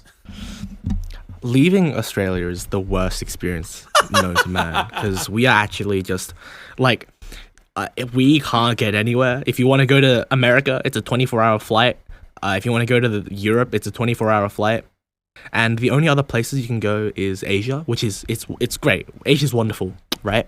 But it's like, we're so also disconnected time zone wise, and because I'm trying to like make it as a YouTuber, right, where I have to communicate with people in America and Europe, it's like, I hate my life. God, yeah, I'm just lucky enough that most of the people that I converse with live in the US, and that most people who don't live in the US that I converse with are in Canada, so they're only 2 hours off. Having to deal with people in the United Kingdom, dealing with people in fucking Australia, New Zealand, having to deal with people in God knows where, fucking the Philippines. I'm like, oh, this is awful. So I can imagine how much worse I have it might to be deal for with you. you. Yeah. I have to deal with Australians for this recording. Fuck. Jesus Christ. But at the end of the day, it could always be worse, right? Yeah. Like, actually, no, we probably have the worst time zone out of everywhere. Yeah, in hindsight, that's probably the case. Yeah, I don't know any country that is. I don't know any country that is more. Well, okay, I guess what am I trying to say? I don't think there's any other country that is more hours ahead or behind me than Australia. But the only reason that would change would be if I was on the East Coast, or sorry, if I was on the West Coast here in America, then it would be a 19-hour difference, and I would hate myself. Yeah, I mean, look, it's not even like we're the most early. Like, New Zealand is just a complete hour ahead of us, and so every single time like an artist drops a new album, like, you can't go on Twitter because Australian and New Zealand Twitter is basically like linked together. Makes sense. So you'll just hear these spoilers and stuff. So every time you like want to listen to a new artist drop their song, you're always going to be an hour behind. And it's just like, so we have a bad time zone and we're behind New Zealand too. Fuck my life. God, such shame. It's like intercontinental beef. And their entire country is so nice too. Oh my God. Yeah, you're like the people are nice, but fuck you for being an hour ahead of us. You insufferable. Oh yeah, country's wonderful, but but that specifically, fuck that. Exactly, you get it. Oh jeez, yeah. No, that's fair. It is what it is. Yeah, you seem to be coping with it mostly pretty well. A very healthy way of coping. Airing out your grievances on a random American podcast. Yeah. I love the New Zealanders. They're great. They're great people. I love the accent. Yeah, I don't see that specifically was actually why I was asking you. I was like, what? I was like, where the hell are you from? Because your location on Twitter just says not New Zealand, and I couldn't tell if that was a joke or not. But what I realized is I don't know what a New Zealand accent sounds like, and my only experience of it is through this one New Zealand Twitch streamer that I follow. You remember okay, I don't know if you ever saw this. It was like a meme, and it was like comparing different Twitch streamers, and one of them, it was like this really big Twitch streamer, and she was like, if you have, 10 hours a day to be watching my stream, you can pay me fucking $5, and then it switches to the other guy who's doing like woodworking, and someone donates him some subs, and he's like, oh, thank you, bro, you didn't have to do that. Like that, he's from New Zealand, and that's the only context I have for a New Zealand accent, but I agree, if that's what they sound like. You know how like Americans are how Canadians are stereotypically more nice than Americans? Yeah. Just in general. That's basically what this is. Basically, New Zealanders are like Australians, but without the bad aspects of Australians. Yeah, just without the edginess, if you will. The edginess, without the accent and the alcoholism, you know what I mean? Yeah. But yeah, I mean, they have such a wonderful accent, and I don't even know how to do it. I have no clue how they do it. I think it's just, like... It seems like it's so far disconnected. It's something in their water. No! It's probably, like... I wouldn't even know. I have no clue. Well, because I feel like a New Zealand accent takes derivatives from an Australian accent, but it also takes derivatives from, like, Pacific Islander locations, I think. Yeah. Unless I'm misunderstanding. Look up I do find accents really interesting. I find world maps like very interesting because like I find accents interesting too. It's like, how do these factors lead into this, right? And it's just like, have you heard that news story about like scientists going to Antarctica and their like way of speaking, their accent slightly changed? I have not heard about like that. That's cool. Yeah, but it's so cool. So I guess, more nerd stuff coming in. We came here for ULTRAKILL, stayed for the accent talk. It is what it is. Maybe even stayed for the accent. Who knows? Maybe even stayed for the accent. I mean, sometimes I wish I had more of a just true blue Aussie accent. It'd be so much funnier. Everything I would say would be funny, but it is what it is. Who knows? You've still got a few years. You'll get there probably. Maybe. Who knows? Eventually, if I keep trying hard. But no, I mean, that's pretty impressive. Dialects are interesting, and also the main thing that I'm fascinated with when it comes to Australia is the fact that because they're so disconnected from everything but the water, that's why you guys have so much fucked up everything else. Mostly in terms of like wildlife and fauna. Dude, oh my god. Okay, so here's the thing about Australia. I think a lot of people overblow how dangerous it is. Because in my years of living here, I've actually never encountered a snake. I have encountered spiders, obviously, but like not like the giant ones in Sydney. Jesus Christ. Oh my god, those things are horrifying. But I found out recently that we have the 2 most dangerous spiders in the world, depending on the sources, and the 2 most dangerous snakes in the world, depending on the sources. Oh, I see. Okay, so exposure is low, but danger is higher than average. Yeah. I guess it's... I mean, I think the reason why there are so many... I don't think anyone has died from spiders in Australia since like a long time, right? I might be wrong, but I know why the death rates are so low is because like the moment you're brought out the womb, someone basically looks you in the eyes and goes, "Oi, mate, you see that spider? You don't want to touch it. It'll fucking kill you," right? And so we understand, we treat them with respect, and we don't die. Came for the ULTRAKILL, stayed for Aussie birthing traditions. Exactly. We give our children a VB and a Tim Tam and tell them to not get murdered by a snake. That's how we roll here. What are you gonna die to a spider? Simply don't. Bro, actually true. You got bit by a snake, dude. Skill issue. Oh God. Anyways, I'm gonna move on from that before we get too. We've gotten too derailed before we get too derailed. I'm gonna move on. Yeah, we have. We should move on. again, I promise you, it has been worse, and by worse I mean actually better. For you know what I mean. Yeah. So I've been kind of fascinated by this idea, and I'm looking to kind of get your perspective on this. So I looked at your ULTRAKILL videos on specifically like the how ULTRAKILL mastered X, Y, and Z things. And I was curious on if those videos were designed as a way to convince other people of your findings and your beliefs about ULTRAKILL mastering the thing, or is it more just you shouting into the void and being like, bro, look at how cool this shit is, and how you came to the conclusion that you think that ULTRAKILL mastered the pistol, the secret level, the boss?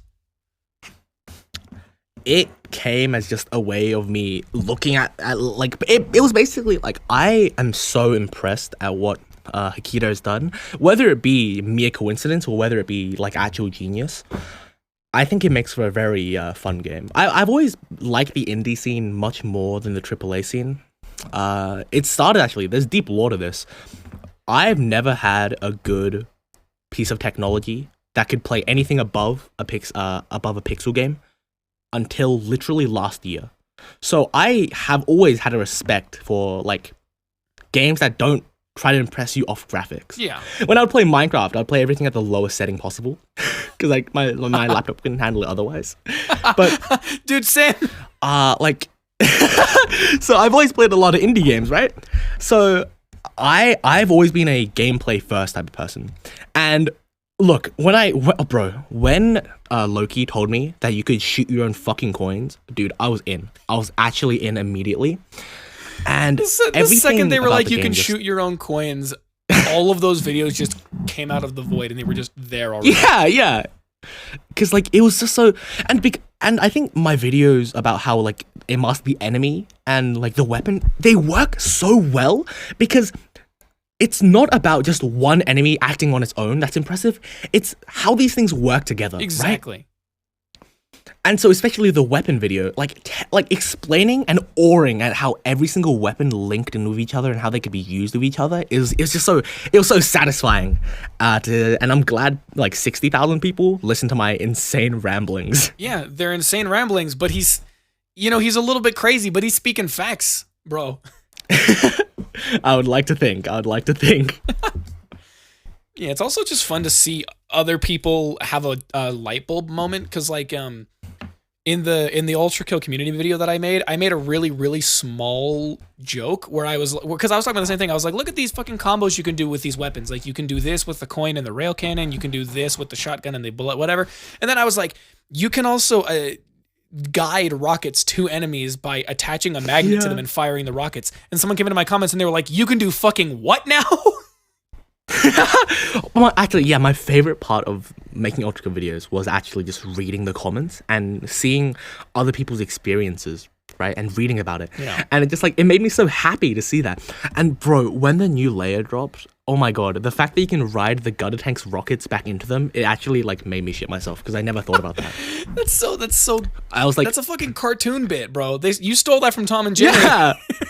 Like I was like, what the I was basically in the sandbox, like bored as hell, and I was like, wait, you can freeze their rockets. And then I decided to ride it, and then I was like, what if I rode it into its head? And then it died, and I was just like, I was in awe. I was just so surprised. Like, I won the video game, dude. Exactly. It was awesome. Oh, and when I like finding out that the lore of the game, oh my god, Layer 7 completely just like, it made it so much better in my opinion. Because like seeing all the different nations combine, like seeing how like the Japanese made the war giraffes and the Germans made the fucking gutter tanks and stuff, and seeing like the skeleton stuck inside the gutter man, like for its blood, for its fuel. That was just like such a whoa. That's actually really like that's awesome, dude. Yeah, and very that small fucking little horrifying. Detail. Very horrifying, but that small detail was like, damn, that's cool as hell.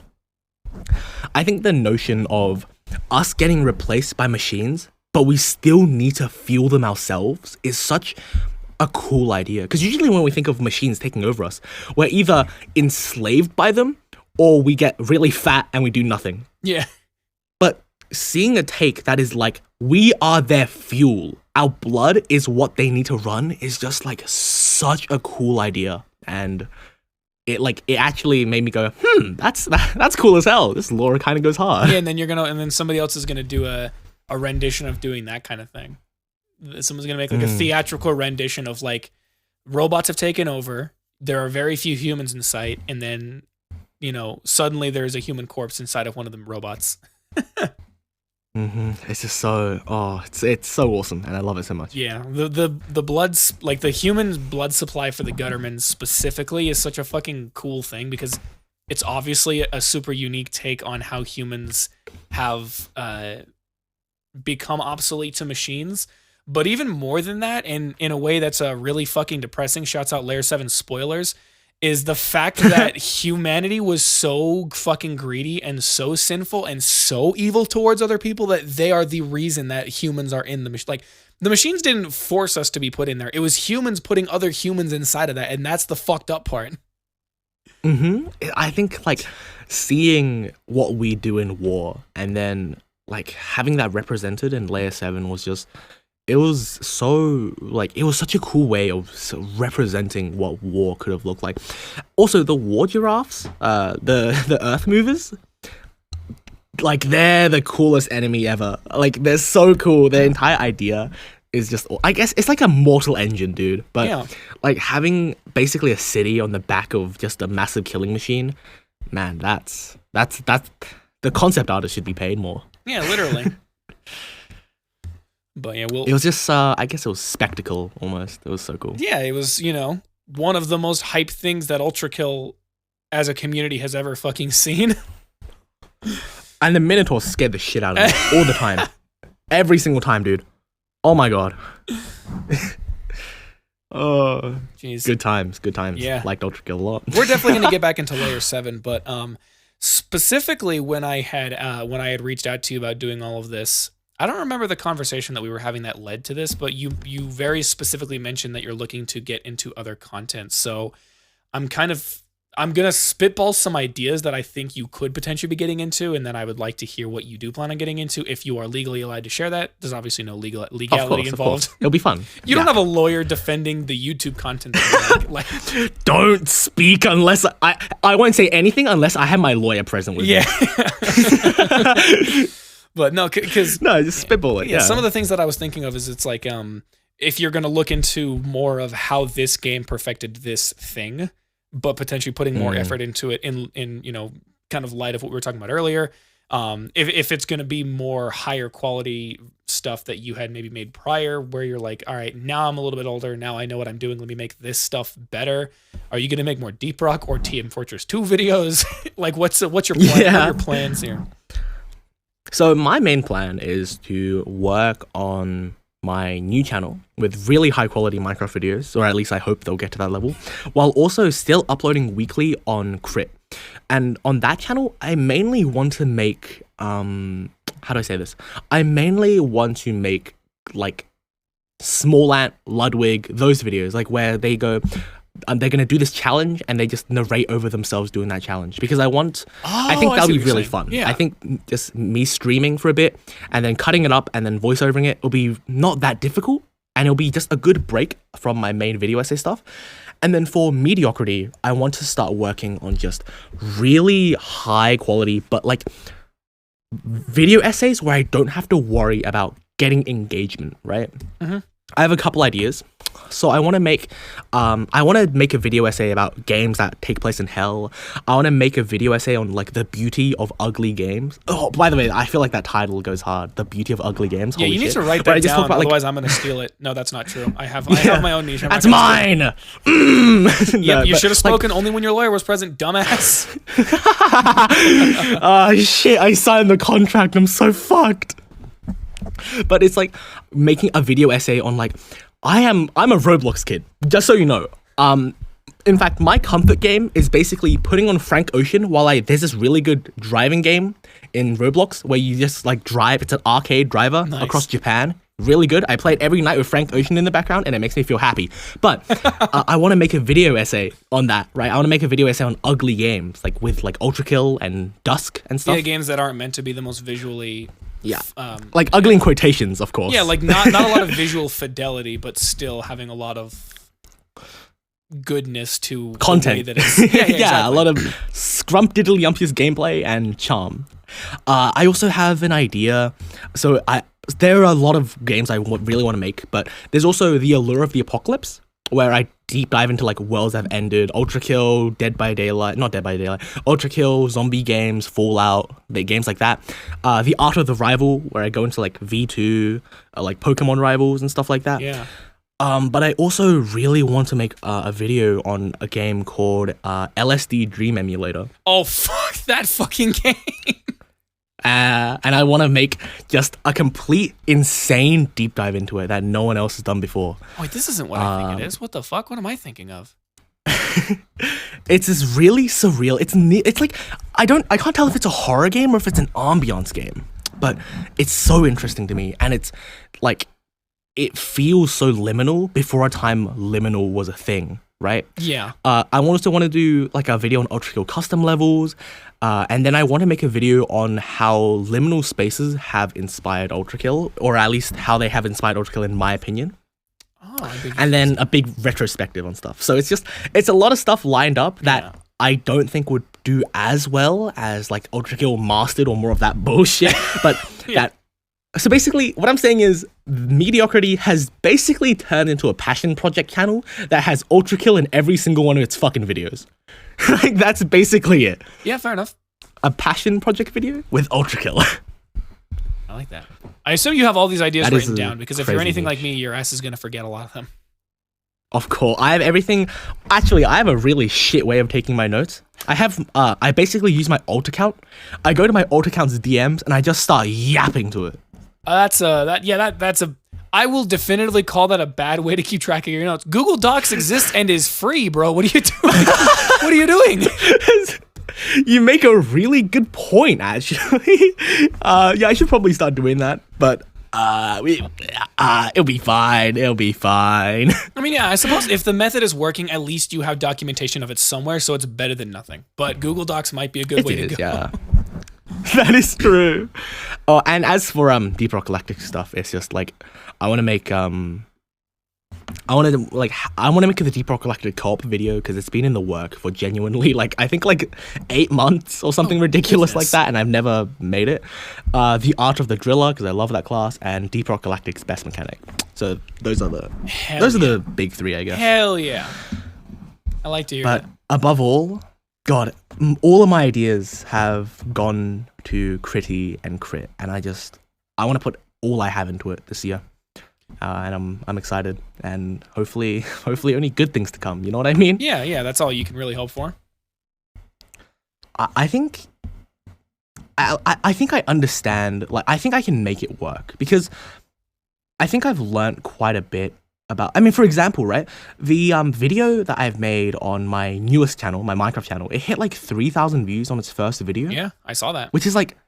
That is a crazy growth, right? Like, my first video that I ever uploaded, it got 8 views on its first day. The second one got like 60 views, and then it went straight to 1,000, 3,000, which is just like, I think it's a sign. No, I shouldn't say that, but you got what I mean, right? Yeah, like it gives hope for like because people always say the hardest thing is getting to your first 1,000 subscribers or something. So it's like. And I don't know how that number scales to today's numbers, because I remember seeing that back in, I don't know, like 6-7 years ago, maybe a little bit less, maybe more actually. YouTube inflation, you know what I mean? Yeah. YouTube inflation. Don't Google it. But what's the exchange rate? Yeah, what's the exchange rate? No, but I do genuinely wonder how that, if that number still holds true to now, and how that potentially scales with today. But either way, you have surpassed one of the hardest hurdles to hit. Yay! And so you have like building blocks, and you have like pillars now that you can use to kind of shift your weight around in different places where you might need it. Yeah. And especially because of the fact that you have so many ideas planned. It means that even if one doesn't do great, you at least have the next one to give it another shot on. Because right now, like for me, I'm not running into this issue because my videos take so long that they give me plenty of time to come up with other ideas. But because a lot of what I'm going to probably be doing in the future is going to be focused solely on audio things. So like I'm going to make a video on Risk of Rain, having a sound. I literally am going to title the video Risk of Rain 2 has a soundtrack that makes me want to fight God himself.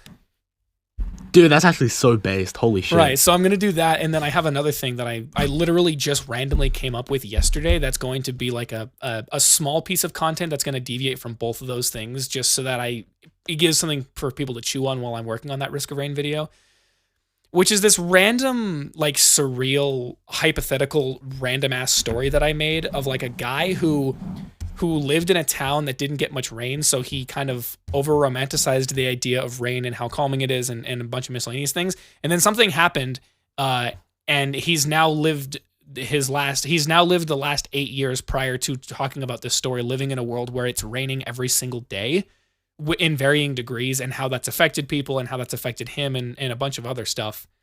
And so that, to me, there's not going to be any crazy visuals. It's basically just going to be entirely vocal performance and background ambience.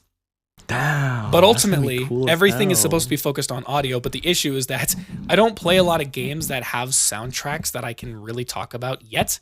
And so once I'm done with this Risk of Rain one, depending on how my mental state is, I don't know where I'm going to go next in terms of games. So that's my biggest roadblock. But the fact that you have a ton of ideas planned out and that they're very varied and that they're going to go in different places means that you kind of have the ability to sort of bite the bullet if one of the ideas doesn't work, because you're like, oh, okay, fuck it. I have this. I'm going to go try this next idea. Yeah.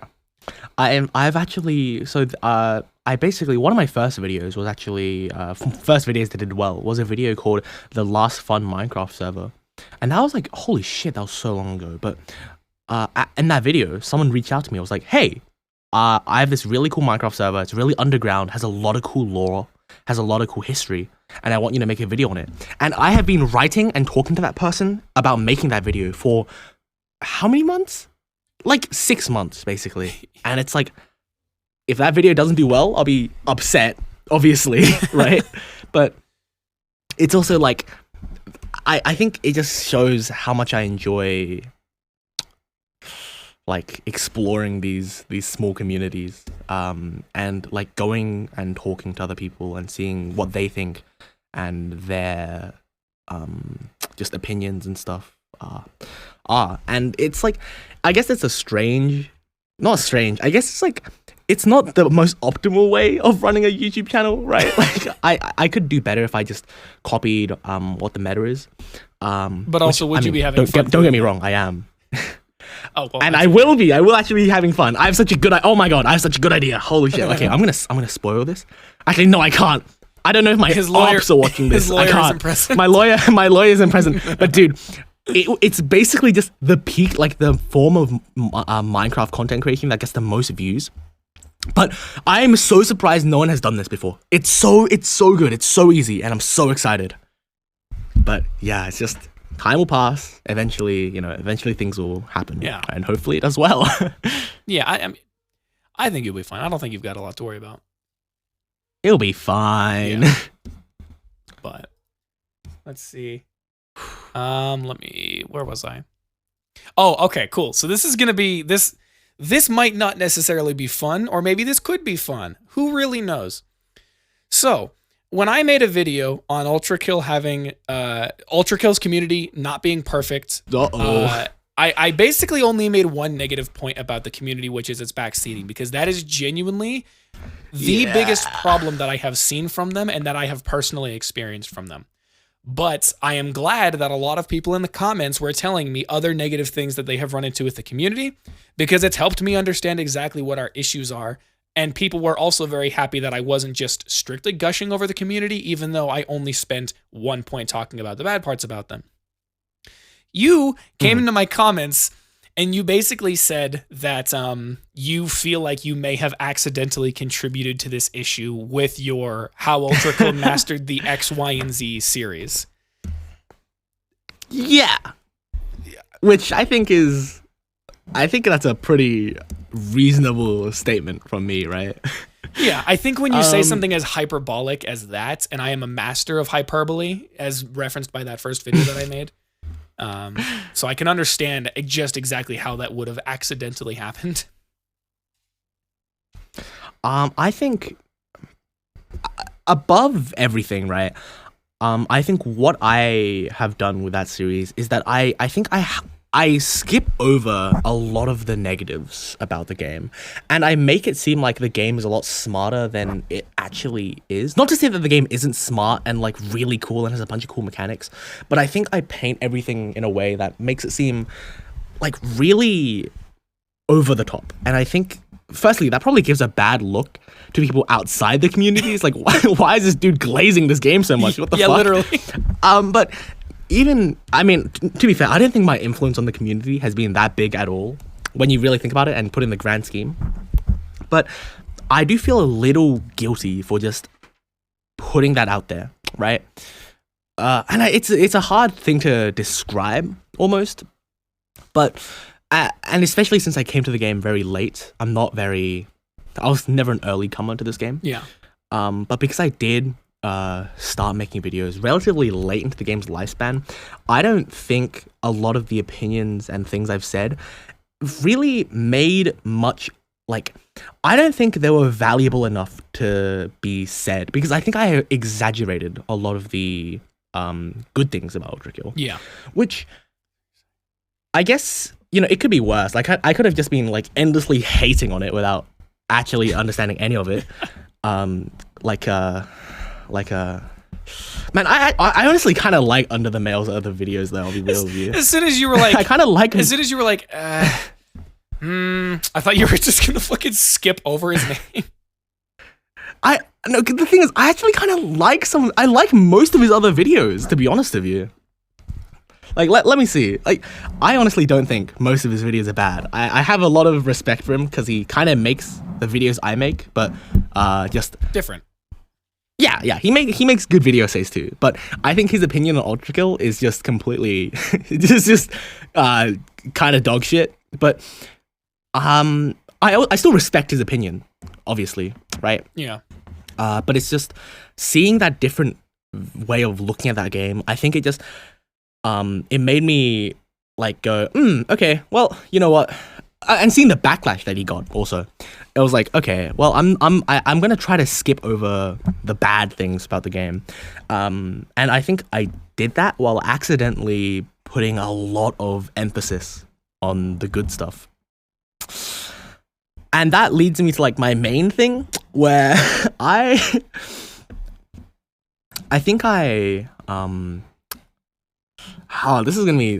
is hard to explain. Let me cook a little bit. I need to think. Yeah, I'll give him a second to think. Yeah, I tend to think that I actually haven't seen any of Under the Mail's videos at all. Mostly just because they're not, I mean, they actually might be the style that I'm into, but they just haven't been recommended to me. And I don't necessarily know if he covers stuff that I'm particularly interested in. But I don't doubt that he is actually a very good content creator, especially given the fact that he is actually still very cordial and very cool with a lot of the big names in the ULTRAKILL community. They don't hate him. I think he just has been slammed harder than he may ever be slammed for his take on ULTRAKILL that I also do not agree with from just the few things that I have seen. Yeah. I unfortunately think people have now disparaged what he does and have just given him a bad rap because of his take on a game that has a very, very, very tight-knit community that does not necessarily respond well if you have criticisms about the game, which is a very unfortunate reality that we live in. I guess the game is it's very complex, and I think that's what makes a community so eager to defend the game, right? Because it's just so, like, the game does so much with so little, and that's why I love it. And that's why it's one of my favorite games ever, and I owe literally everything that has happened to me on YouTube for it. The reason I say that I think I might have caused a little bit of it is that I think I might have portrayed ULTRAKILL as something more than it actually was. I think me saying that it mastered this and it mastered that, when it really hasn't, I feel, at least for myself, that it's caused me to basically, I think I am too positive about the game. That's basically it. I think I'm too positive about the game without giving enough reasons for it to be as good as it is. No, that is totally fair, actually. I see exactly where you're coming from. Because, yeah, as soon as you... The unfortunate reality is that you have someone like Under the Mayo who made a video talking about the things he doesn't like about ULTRAKILL and he thinks should be changed. And I don't even know how many views that video got, but the response to it that I think blew it all up has 450,000 and absolutely just fucking killed him, right?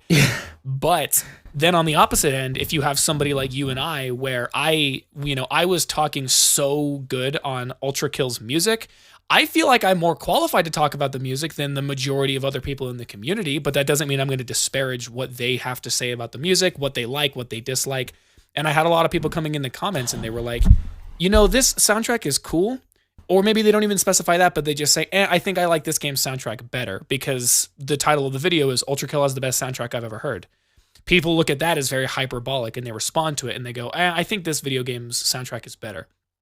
And I look at that and I go, no, actually, that's fair. Like they bring up Metal Gear Solid, they bring up Metal Gear Rising, they bring up Undertale, they bring up, all these other games. And I'm like, no, that's fair. That's fair that you like those game soundtracks more than this game. But the fact that you're also on this video in the first place means that you at least enjoy or can respect the soundtrack. And I like that. And so I can imagine that the same issue has applied with you, where because of the hyperbolic nature of saying ULTRAKILL mastered this thing, where I'm sure what you were probably actually thinking of was they're incredibly innovative on this. Because when you say they mastered something, it implies that nobody else can ever do it better than they did. And so I can understand how people would not be very receptive to that. And so I can see exactly where those issues are coming from. No, that's actually a perfect way of saying it. I think my main problem was I made all these claims without enough research and without the proper skill and experience needed to actually do something like this. If Herb Messiah made a, I don't think Herb Messiah would make a video saying that ULTRAKILL mastered the enemies, because I don't think ULTRAKILL has in retrospect, but he would be so much more qualified because he would actually know more about the game and have longer I just wasn't qualified enough to make the videos that I did, and I kind of feel bad for that. So I'm gonna try to also I should probably stop making such way over promising titles, you know what I mean? Potentially. I think honestly, I think having insane titles like that isn't actually really a bad thing. I think the titles being dramatic isn't really the issue. I think it's more so just making sure you can either give people a reason to believe you or give enough of a reason to support your own statement. Because again, this is not about to be a dick measuring contest, I swear. This is just an interesting comparison where when I say ULTRAKILL has the best soundtrack that I've ever heard, all of my thoughts can effectively be summarized at the very end, which is saying I feel like this game has the best soundtrack of any game I've ever heard because I haven't played, Final Fantasy games. That's one weirdly specific one that I talk about actually in this upcoming video I'm working on. But rather than necessarily trying to prove to people why the sentence that I'm saying for the title is true, I more so use it as a mild hyperbolic device to get people to watch the video. But then I try and back it up, or at least make it very, very, very apparent that they are just my opinions on how all of it is. Because in the age of YouTube, if you don't state that what you're saying is an opinion, people are going to come at your throats for it. And so I think, honestly, you probably would have been able to benefit from just making what you're talking about either a little bit more objective and having more sources and more ways to prove your point, or making it more subjective and saying, these are things that I really, really, really enjoy about this. I haven't played a game that's done these kinds of things, and so therefore this is a novel experience to me, and so I think it's insanely innovative. I think it might even be the best execution of this ever. And then at least you wouldn't have nearly as many people trying to take what you said as gospel and being like, oh, well, this guy said that Minos Prime is the best boss ever, so you saying that this is the best boss ever. It's no, you're not a monolith. and the language you use can hopefully help kind of prevent people from thinking that. So I guess at the end of the day, what I'm trying to say is that all a lot of the dumb things I've said, or I'm not even. Well, actually, I think I can reasonably say it's dumb because my analysis on some of the weapons and enemies were just objectively bad. like that is a my bad moment. Like that is my bad. Do not take any of my words. But I mean, I do think I'm open. Yes, I am very open to criticism, right? I mean, bro, my deep rock videos, they were just the most shitly researched piece of shit videos ever. Damn. And like when people made comments about that, I was like, shit, you know what? They are incredibly right. This video sucks. I should have never posted it without like actually like giving it more thought and more research.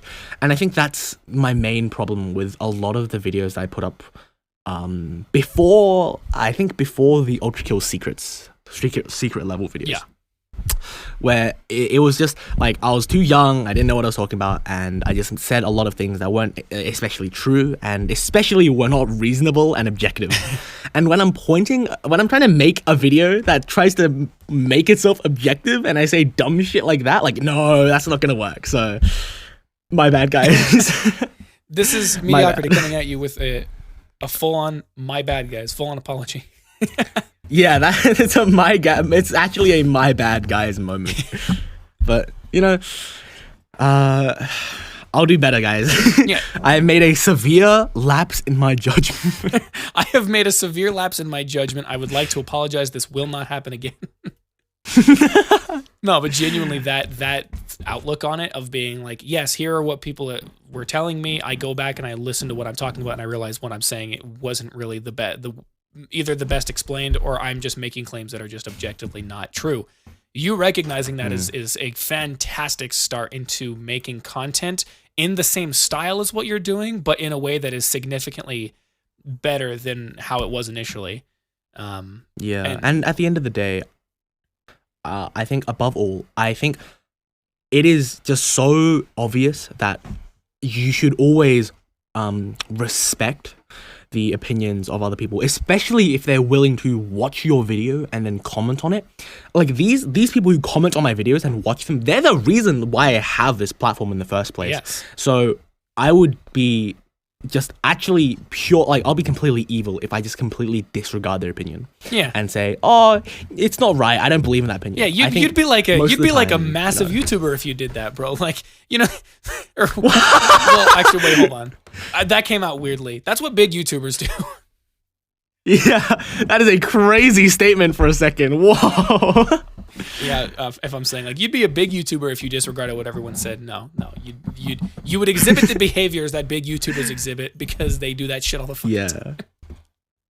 But I guess what I'm trying to say is I'm really trying to like improve on how much when people criticize my videos, a lot of the time if I actually end up seeing them, I'll like comment. I'll like leave a reply, and I check back on a lot of those, and I realize like I have two problems with this. Most of the problem is that I just don't I don't find the comment, and that's why I don't respond to it. But another problem I see that I have is that when I started out and people said you were wrong about this, bro, I agreed to their opinion, even though it was just completely wrong. Oh, so hold on, wait. So you ran into that issue where somebody was basically refuting what you were saying, and were you just agreeing with them just for the sake of doing it, or so you didn't like avoiding confrontation, or? No. I would just automatically gaslight myself into thinking that they were right. And a lot of the times when someone does say like I made a mistake, they're completely right because the research in my videos is the most mediocre thing in the entire world. Like it's awful, it's terrible. But sometimes it's just like, why did I even agree to this person in the first place? So this has only happened like twice out of like tens of examples. So I'm not doing this to everyone, but yeah, I should also probably stop doing that. It is what it is. Yeah. But yeah, stop. Backseating is bad. It's not good. Yeah, if there's one thing we learn from all of this, it's that, you know, we can all be better creators than we think we can be. And listening to the advice of other people is a great way to figure out how to be better about yourself. And if there's another thing we learned, it's stop fucking backseating, I swear to God. Exactly. You're spitting facts. Jesus. But yeah. But honestly, yeah, it's just but hey, I mean, when CDogVA played ULTRAKILL, there was not as much backseating as usual. Yeah, typically if there's could've been worse. somebody that I really enjoy, and they go to play ULTRAKILL for the first time, I'm in their chat and I'm like a fucking hawk. I'm like, yo ass better not be backseating, or I swear to God. Yeah. Yeah, honestly, it's I mean, but I think most people in the Ultra community know that backseating is bad. They can't hold themselves in. They can't help it. Yeah. You know what I mean? And so acknowledging that that's the case is the first step to helping them stop doing that. That's because it's like when a game is so dense and complex, and it's like, holy shit, I can I can like punch a coin until it does 1,000,000 fucking damage and instantly kill someone.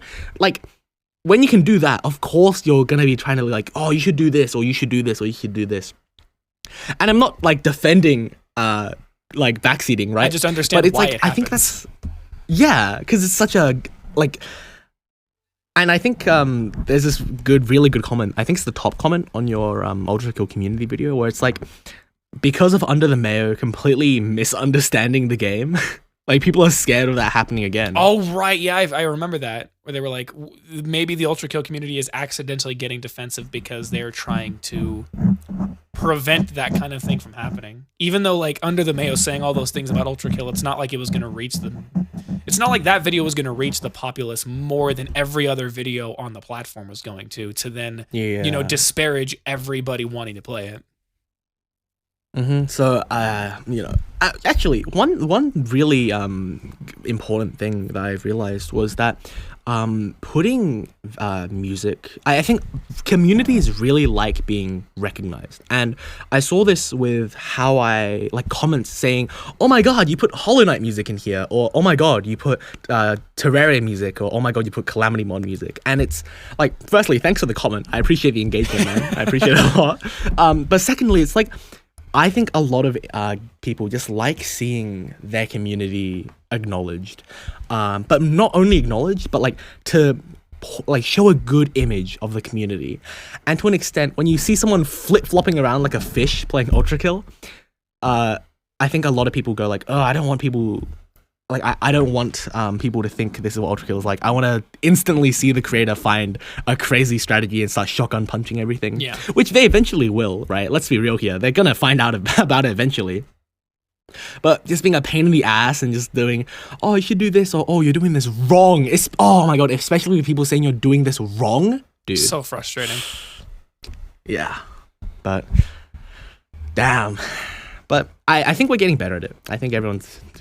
doing good at it. And at the end of the day, I think that we have one of the best communities on the internet. There are so many communities on the internet. I don't even know if I can legally say that. My lawyer's not present. My lawyer's not present. Guys, I'm in the Minecraft community and I love it. But holy fuck, is it sometimes gonna be a mess, dude. It's just crazy. But no, yeah, it's conversations like this, even amongst content creators like us, because genuinely, who fucking knows? The next ULTRAKILL video that I make could fucking explode harder than the first one. The next ULTRAKILL video you make could explode harder than any of the other ones that you've ever fucking made. Who really knows? And so even having conversations like this to make sure that we're trying to empower the community to be good and not to encourage them to be bad is a great starting point. Because as dumb as it sounds, genuinely, you might not think that your size 2 fish video having as many views as it does like is weird because you didn't put the amount of effort into it. That's 63,000 people who saw your video.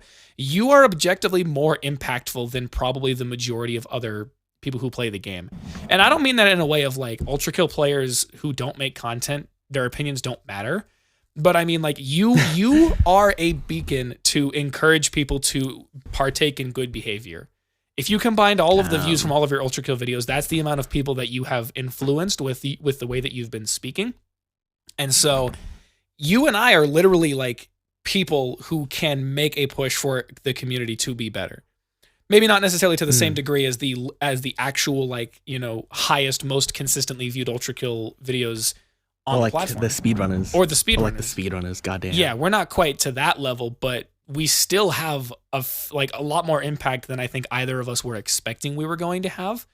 And so having conversations like this and empowering the people who are able to make the most amount of change is a good place to start. And then you trickle that down into your fan base and the people that watch your videos and whatnot. Yeah, definitely. So I'm very happy about. I'm very happy about it. Yeah. But end of the day, we could always do better, I guess. That's what I'm trying to say. Yeah, as Kratos once said in God of War 2018, we must be better or something. I think that's what he said. Yeah, something like that. It's about right. It's about right. We get the point. It'll be fine. Yeah. But yeah, I guess that's one of the most. I guess also just like understand the impact you have, even if it's like very little. That's why when I see a creator say something absolutely fucking stupid, like it's like, some kid's gonna start saying that because of you now, right? It's like that. Yeah, exactly. So hopefully I never say something absolutely awful that I would just never agree with. Yeah. You know what I mean? You do say some mildly offensive things that might get some parents called because they're like, why did your child say this word that we were thinking of saying earlier but didn't? But but you're not out there. You're not out there spreading hate or anything. You're trying. Yeah, dude. Oh god. The funniest thing is that word wouldn't have even made sense in that context. It would actually be the complete opposite of what that thing is. Oh god. That's a damn. I kind of want to say it. It doesn't matter. Only the Deep Rock people are. It's only gonna make sense to them. Yeah, it'll be fine, dude. When you play Deep Rock with like a friend and you have goo guns, it's the funniest thing because the conversation turns to shit so quickly. Yeah, it got really bad for a little bit because I think there's an overclock that allows you to imbue the power of fire into your goo gun, and so we said something very, very, very horrible. Honestly, if I could probably go find it in the Discord. But I'd wonder. Once, me and a couple buddies, we got the overclock that really wants you to charge up your goo gun. Yeah. And look, man, I think you know what shenanigans we got up to. I'm about to bust. Is what I would assume. Oh, well, let's not get this podcast episode to be negatively treated by the algorithm. Yeah, whatever Spotify algorithms use for their podcast, I don't really know, and I don't really care. I mean, they have like Joe Rogan on their platform. Like, yeah, I have never said and never will say anything offensive enough to get me kicked off of the platform if they allow Joe Rogan on it. Yeah, that actually is true. What is the most offensive thing that I've ever said? I don't know. It was probably some political something. There's probably worse people on the platform. And when you really think about it, like Joe Rogan's not spouting out hate speech every fucking episode. No, he's just very weird and takes a lot of supplements and is probably batshit insane. Like to like a legitimate medical degree.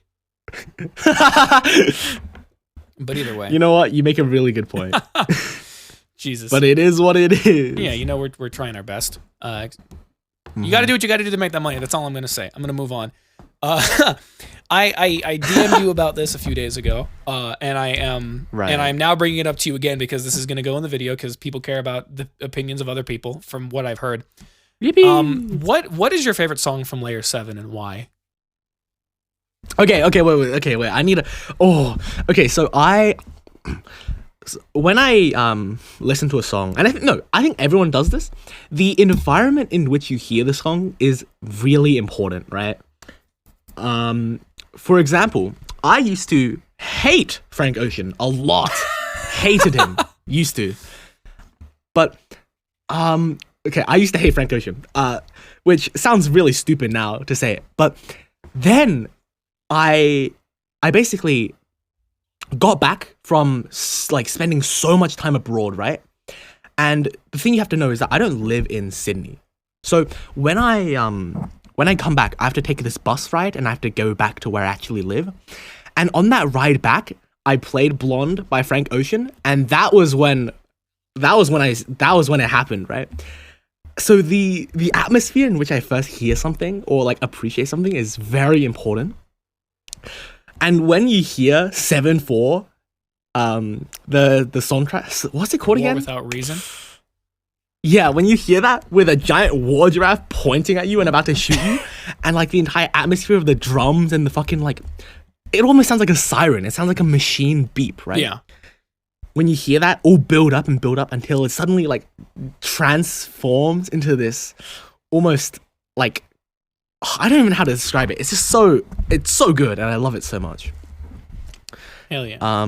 It just fits the level so damn much because it's equally as mechanical and as industrial. Like the intro is really industrial and mechanical, but it also is just such a beautiful track that just shows what humans can create almost. And that's like the second part after the intro where like the pianos start coming in and stuff. It's like we have made this creation that houses entire towns on its own and can equally destroy entire cities on its own. And it's just such a cool experience, especially with it being the end of layer 7, which is honestly my favorite layer because it's just, maybe it might be recency bias, but I feel like I think Hakita talked to his dealer and asked like, hey, can you double the dose for me real quick? And he's been tweaking out ever since. Dude, if I ever get lucky enough to interview him, I'm gonna ask that question and then he's gonna answer it and then I'm gonna cut it out of the show so it's not incriminating. No, I'm not actually gonna ask him. So how is your tolerance gone? Yeah. He's like, tolerance to what? About nothing? Nothing. So did you go from so when did you start doing fentanyl? I mean, what? That's a crazy thing to say. Like, sorry, that was a mistype. My cat sat on my keyboard. Oh, I think one of the reasons why I loved ULTRAKILL so much was because I really liked JoJo's Bizarre Adventure. And no, I think a lot of those, I think the two things, they kind of overlap. Yeah. With one of the main factors being that their creator is batshit insane and probably does something that involves snorting white powders. Performance enhancers, if you will. Yeah, creativity boosters, as I like to call them. Yeah. But it's just, I really like things that are just completely batshit insane and as like pushing things to the complete like edge of what should be done, right? Yeah.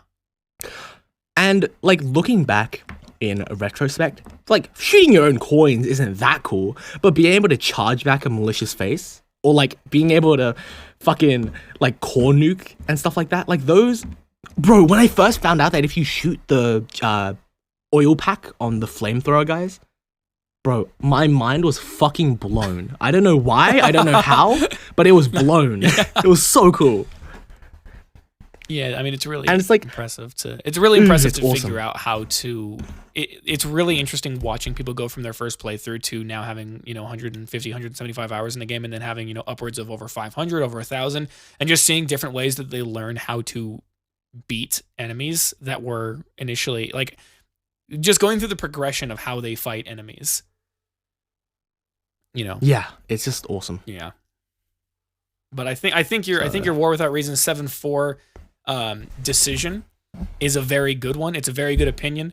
I don't really think there's any bad opinions, even though I don't like Bull of Hell. If people like it, I understand why, and I'm not going to make fun of them for it.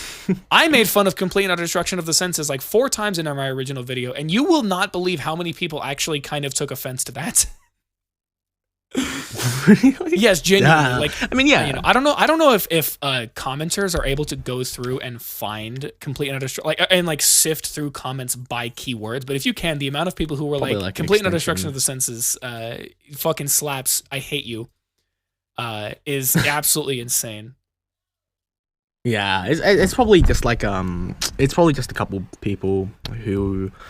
Actually, you can probably search it up through like an extension if you want to put that much effort into finding it. I mean, I can just go do it myself because I can just go in and just do this. Like right now, I could go to the comments. I could go to, let's see. I think most people were even using the abbreviated version of it. No, they weren't. Okay. Oh, they typed it out? That's crazy. Oh, some people typed it out. Really some people. I mean, I genuinely have responded to a minimum of 15 to 20 comments about that song and how people are like, "Damn it, why do you not like this song?" And I was like, "It's just a joke. Calm down." The comment I won't defend is the guy who went, "I listen to the song at full volume when I need to focus." I'm like, "You're a fucking lying. Shut up." I mean, it has a consistent enough beat. It's got the drums. You can focus on that. It'll be fine. Yeah, sure. Yeah, sure. I'm not. Whatever. Agree to disagree. All right.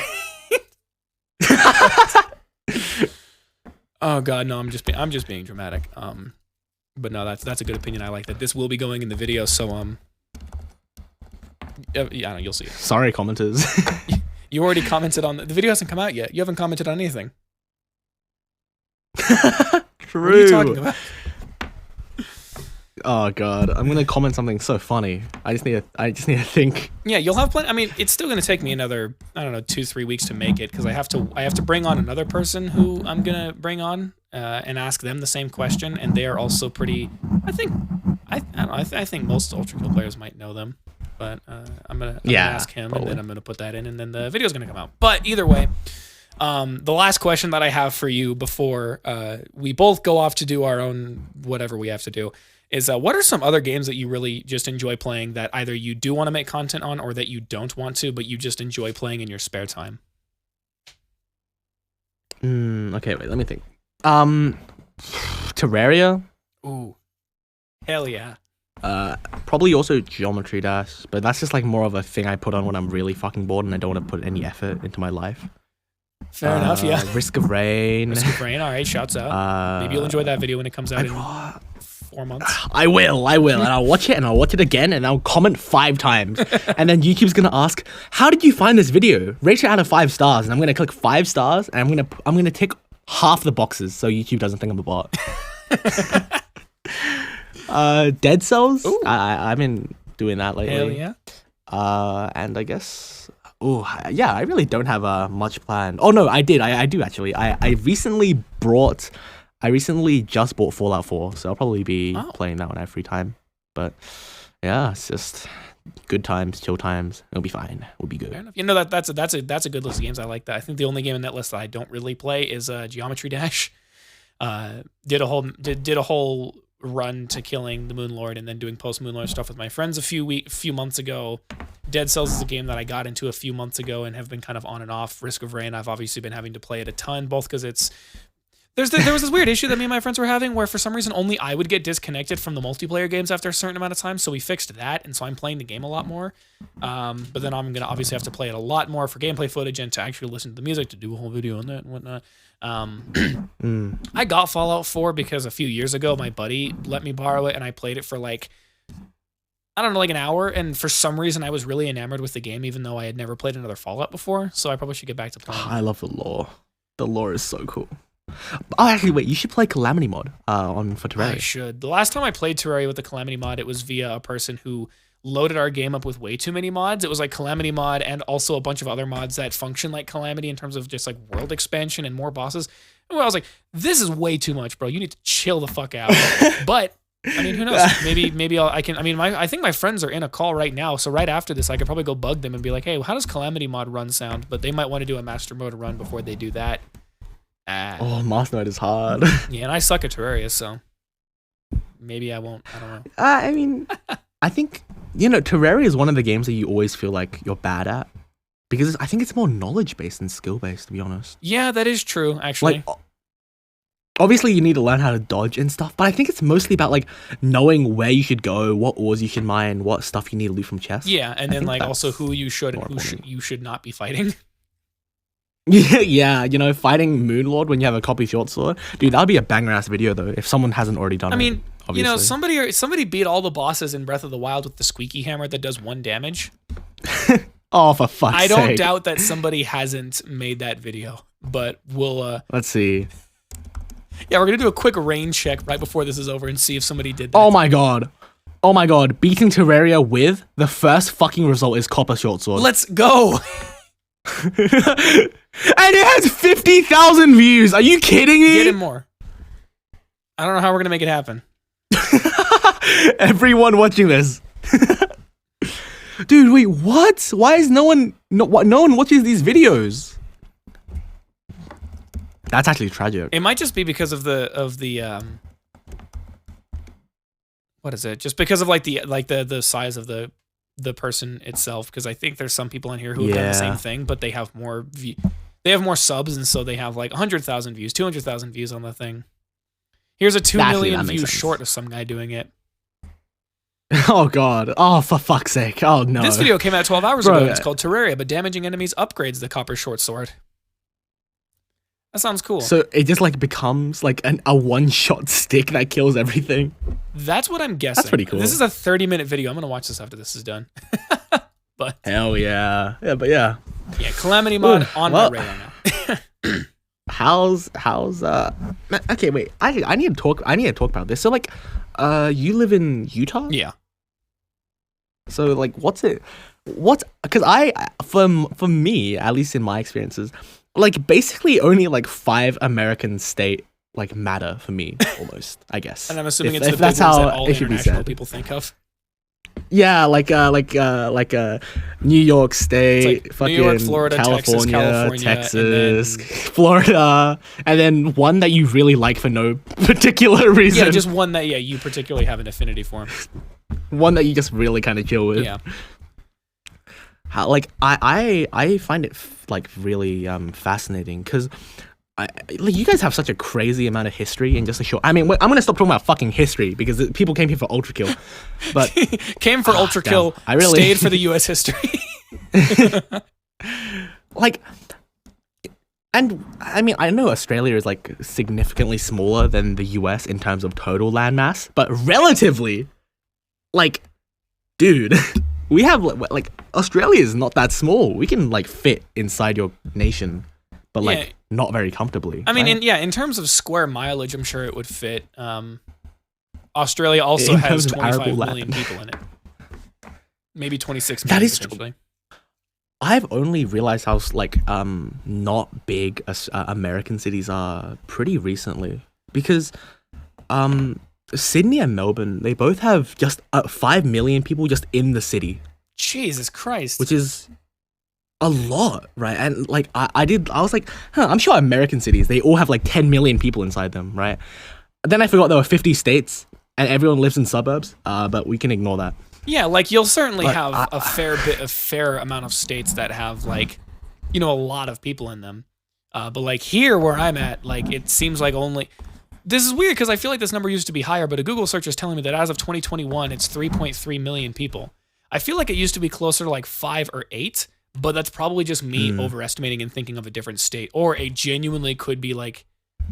No, it's probably just me overestimating it. Mass exodus. I was going to say, because there's no way there's like a mass emigration out of Utah to other places. Yeah. Like Utah's only growing because people are coming from California because California sucks. True. But then there's like this pipeline where people are coming from California to Utah, and then people who already lived in Utah are moving to Colorado, so now they're getting the influx.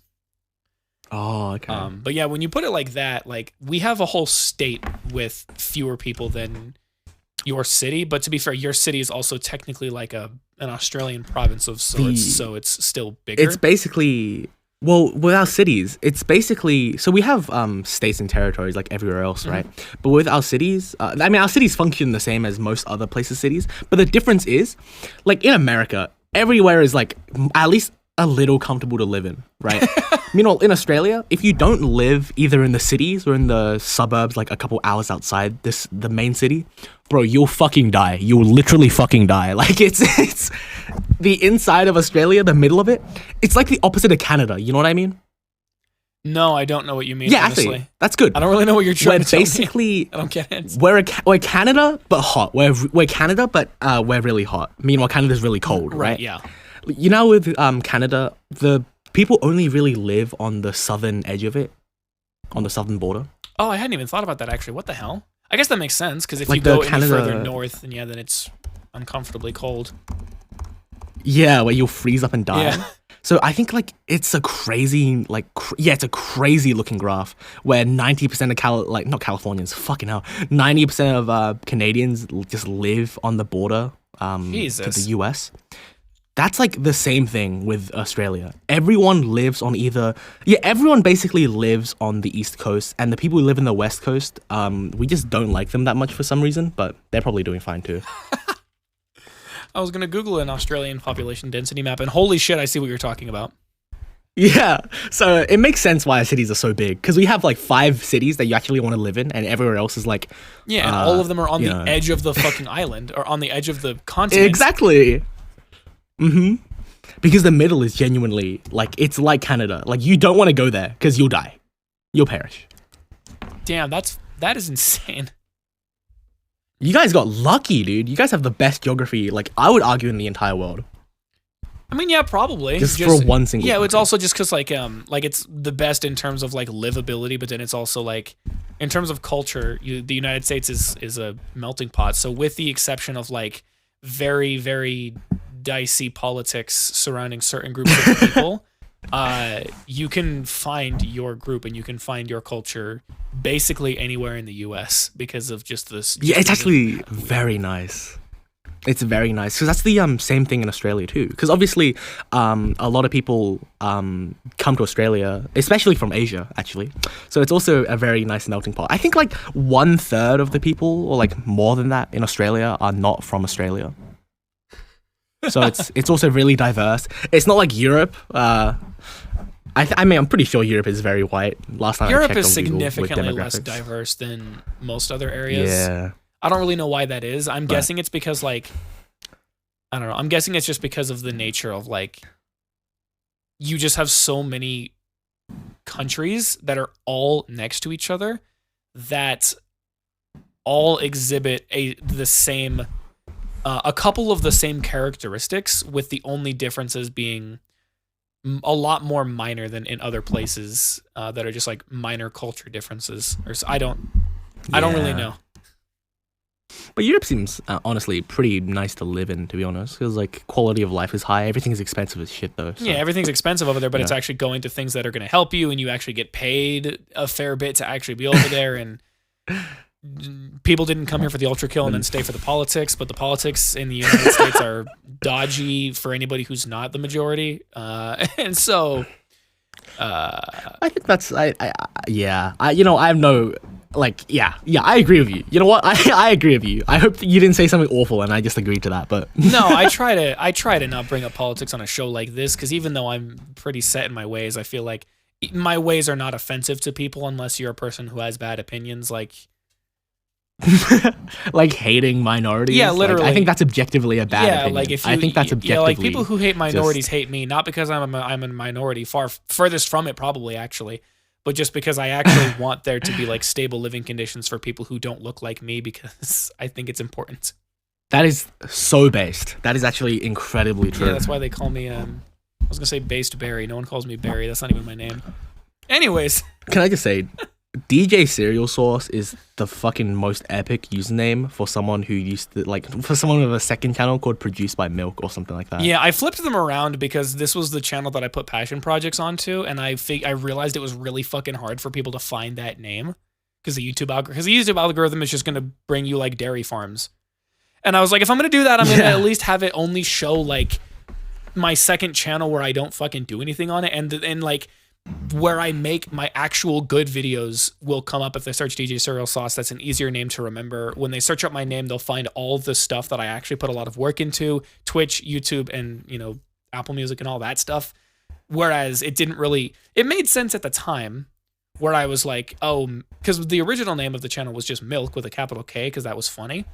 Where I was like, oh, look at this. I'm like pristine and I'm making like very clean tutorial videos and it's very, you know, done up and pretty. And then it was like, all right, this is my joke channel where I just put funny videos. And then somehow the narrative is flipped. And now I'm not a professional on this channel either. And also now I've stolen the name from my second channel and given my second channel name, given the name of this channel back to my second one. It's whatever. But it is what it is. Oh, Jesus Christ. Yeah, but with that said, that's all the questions that I have. So unless you have any questions for me, I really thank you for coming on here. It's been a pleasure talking with you. Well, I gotta return the favor. Man. What are your future projects looking like? Why the fuck did Discord just cut out? That was so freaky. What the hell? Oh god. Oh, there we go. No, but what are your projects like in the future? Like, what are you planning to do?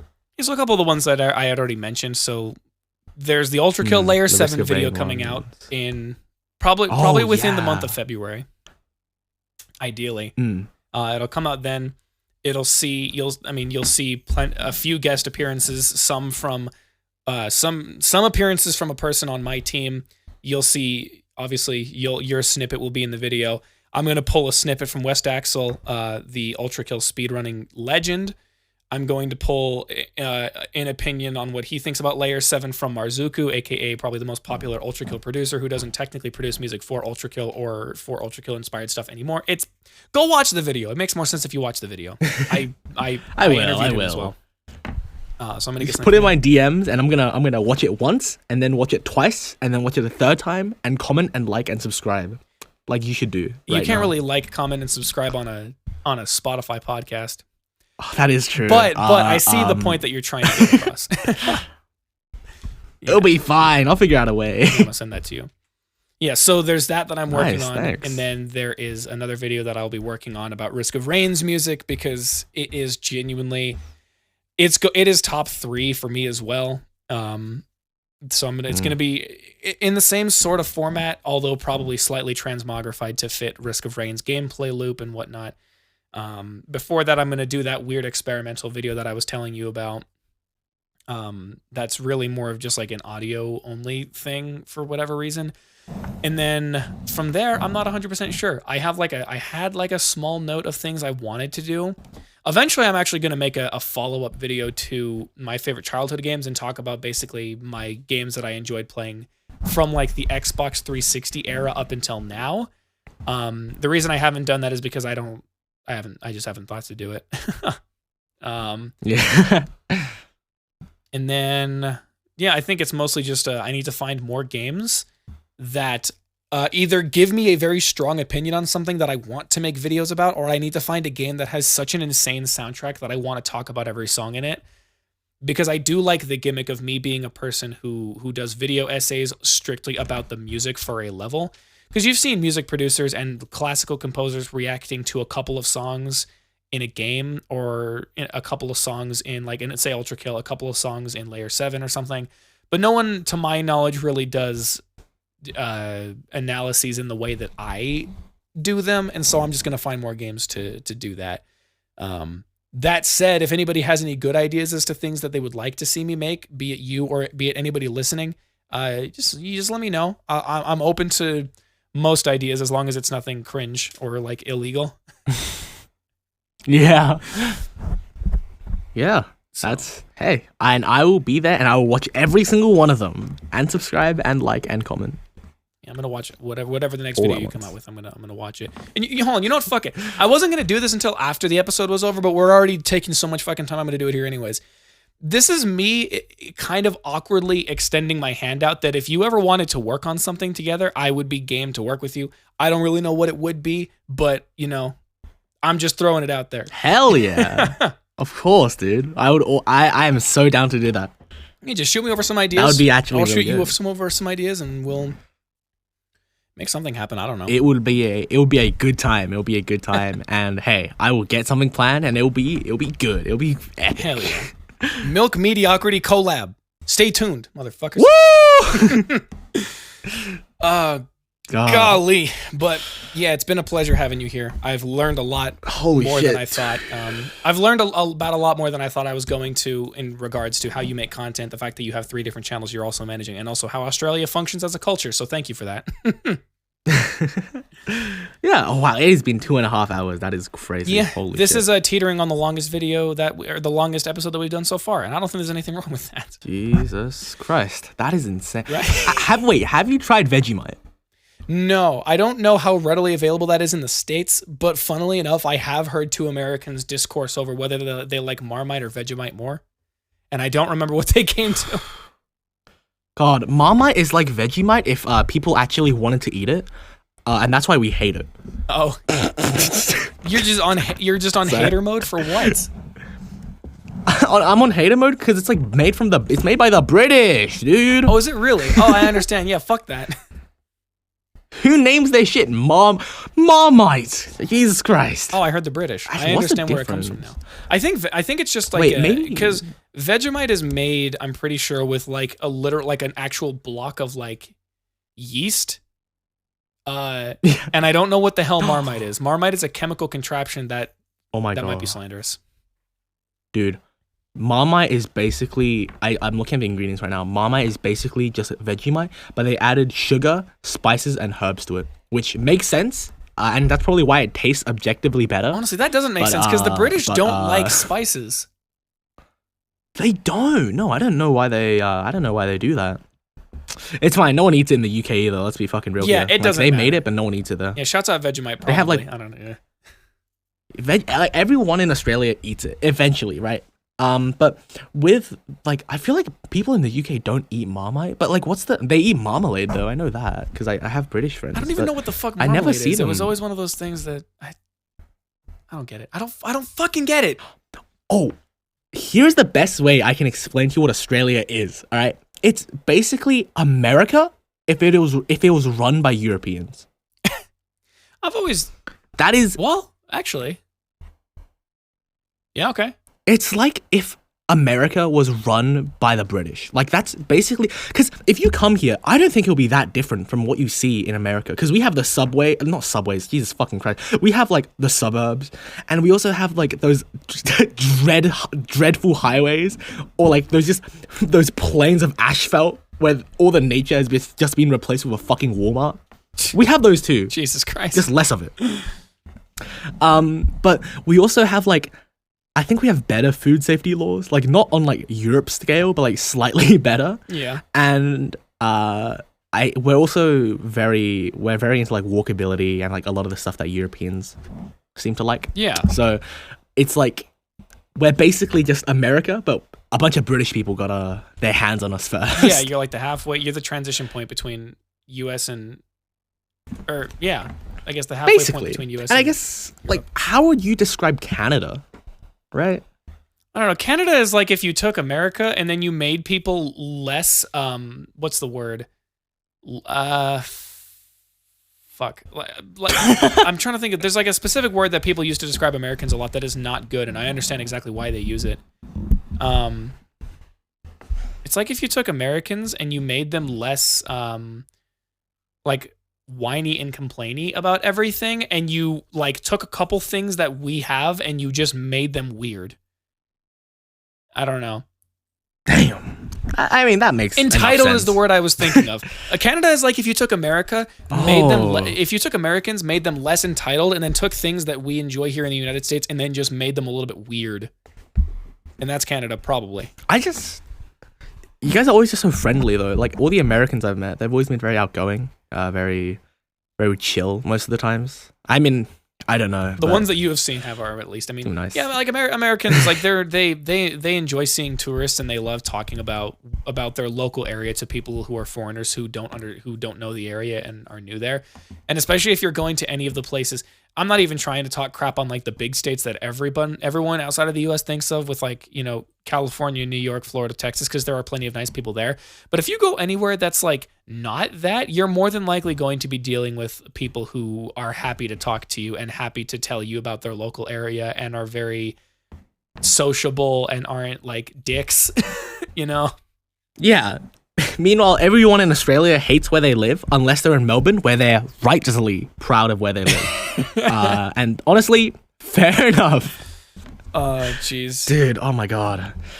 Man, Sydney. I genuinely would love to go to Australia one day, but like because of how much people have talked about the bug situation there, I get freaked the fuck out. Let me reassure you. I don't think I've seen a single spider or snake for the past 2 years. I haven't seen one that is like actually deadly. Like, you know, like the small spiders that aren't even the size of your fucking fingernail. I mean, yeah, I see those those guys? all over the place. Yeah, the ones that you just happen to. Yeah, barely like they notice. don't matter. Yeah, but like the Sydney funnel webs, like, dude, I don't see them. They're not that big of a problem. We also don't have mosquitoes, just so you know. Oh wow. Okay. You've given me another good reason to be down there. I would just suggest you come in when the temperature isn't so like Extreme. Oh God, bro. Okay. The only bad thing about Melbourne, in my opinion, is just how fucked up its temperature is. Like its climate. Yeah. Because some days it'll be 40 degrees and then you'll go to bed and then you'll wake up and it'll literally be snowing. It won't snow. It'll never snow. But like, that's basically what it's like. Weather, yeah. Yeah, 1 minute it's like, oh my God, I'm dying of a heat stroke. 1 minute it'll literally be freezing over, and the other minute your entire house will be on fire because fuck you. You know what I mean? Oh, Jesus. But I mean, I haven't heard much about Utah, to be honest. I guess it's one of the states. Well, I know what Utah is, obviously. Yeah, you probably know I just what never the really majority of the thought states about are, it. just nothing particularly notable about them. I'd love to tell you about the street politics of it, but it has been 2.5 hours, and I don't think I have time to explain the street politics of it. So I'll save it God. I'll save it for after. The sequel! Yeah, we're going to come back, and we're not going to talk about ULTRAKILL. We're not going to talk about YouTube. We're going to talk about Australian versus American street politics, okay? And so here's the thing. Oh, God. No, of course not. That's a It'll come. that's a fucking We'll do this again in 3 years. We'll do this again in 3 years when we're both really fucking famous and we're both millionaires and really famous, and we're gonna do this again. And that's the plan. Last time somebody told me that something was going to happen in X amount of time, I genuinely put a timer on my phone. I put a calendar note in my calendar reminder.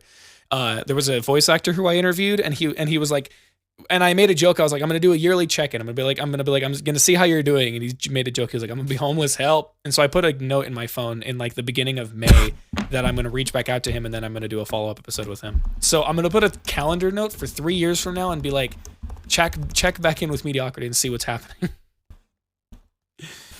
We'll do it yearly, bro. 10th of February next year. Yeah, 10th of Come on, February. we're gonna come 9th back. of February for me. Same time, roughly. Yeah. Oh God, man, I fucking hate this time zone so much.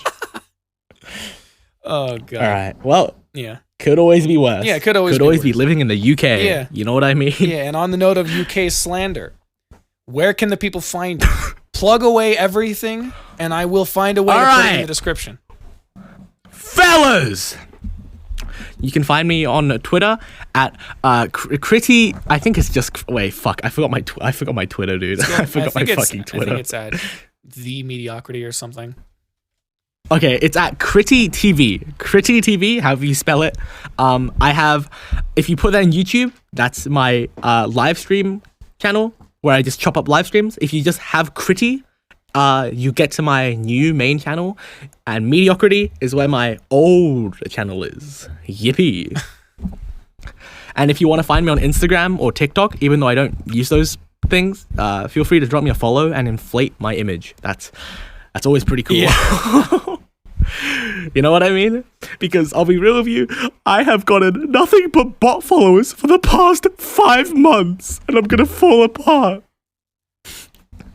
But yeah, kind of how it must be a little bit too. I'm happy to be on your podcast, man. I'm happy to have. Jesus Christ, that has been 2.5 hours. Holy shit, it's insane. Yeah. For like the 5th time today, I'm gonna thank you for coming on here. I've put a note in my calendar to come back next year and see exactly what the situation is and what has changed, and we'll figure out where we go from there. If any of you guys want to check out me for some reason, that some reason being you're on my damn show, so you probably are interested in at least some parts about me. I have I have 2 YouTube channels. I have a Twitch stream that I run occasionally. I am on Apple Music and I am on Spotify. I am also probably some other places, but the good news is that I have a link tree that you can use to go fucking everywhere you want as it pertains to me and my team of people. We've got a Discord. We have a YouTube channel that I'm gonna be honest might be dead. I'm sorry. And you can also find all of their socials down there. So I'm trying to keep things simple with the link tree. So go peep the link tree down below. We'll be back in another year. Hopefully you guys will see me next week if my scheduling works properly with somebody else. And on that note, I don't want to, but I'm probably gonna go find me some Vegemite, I guess.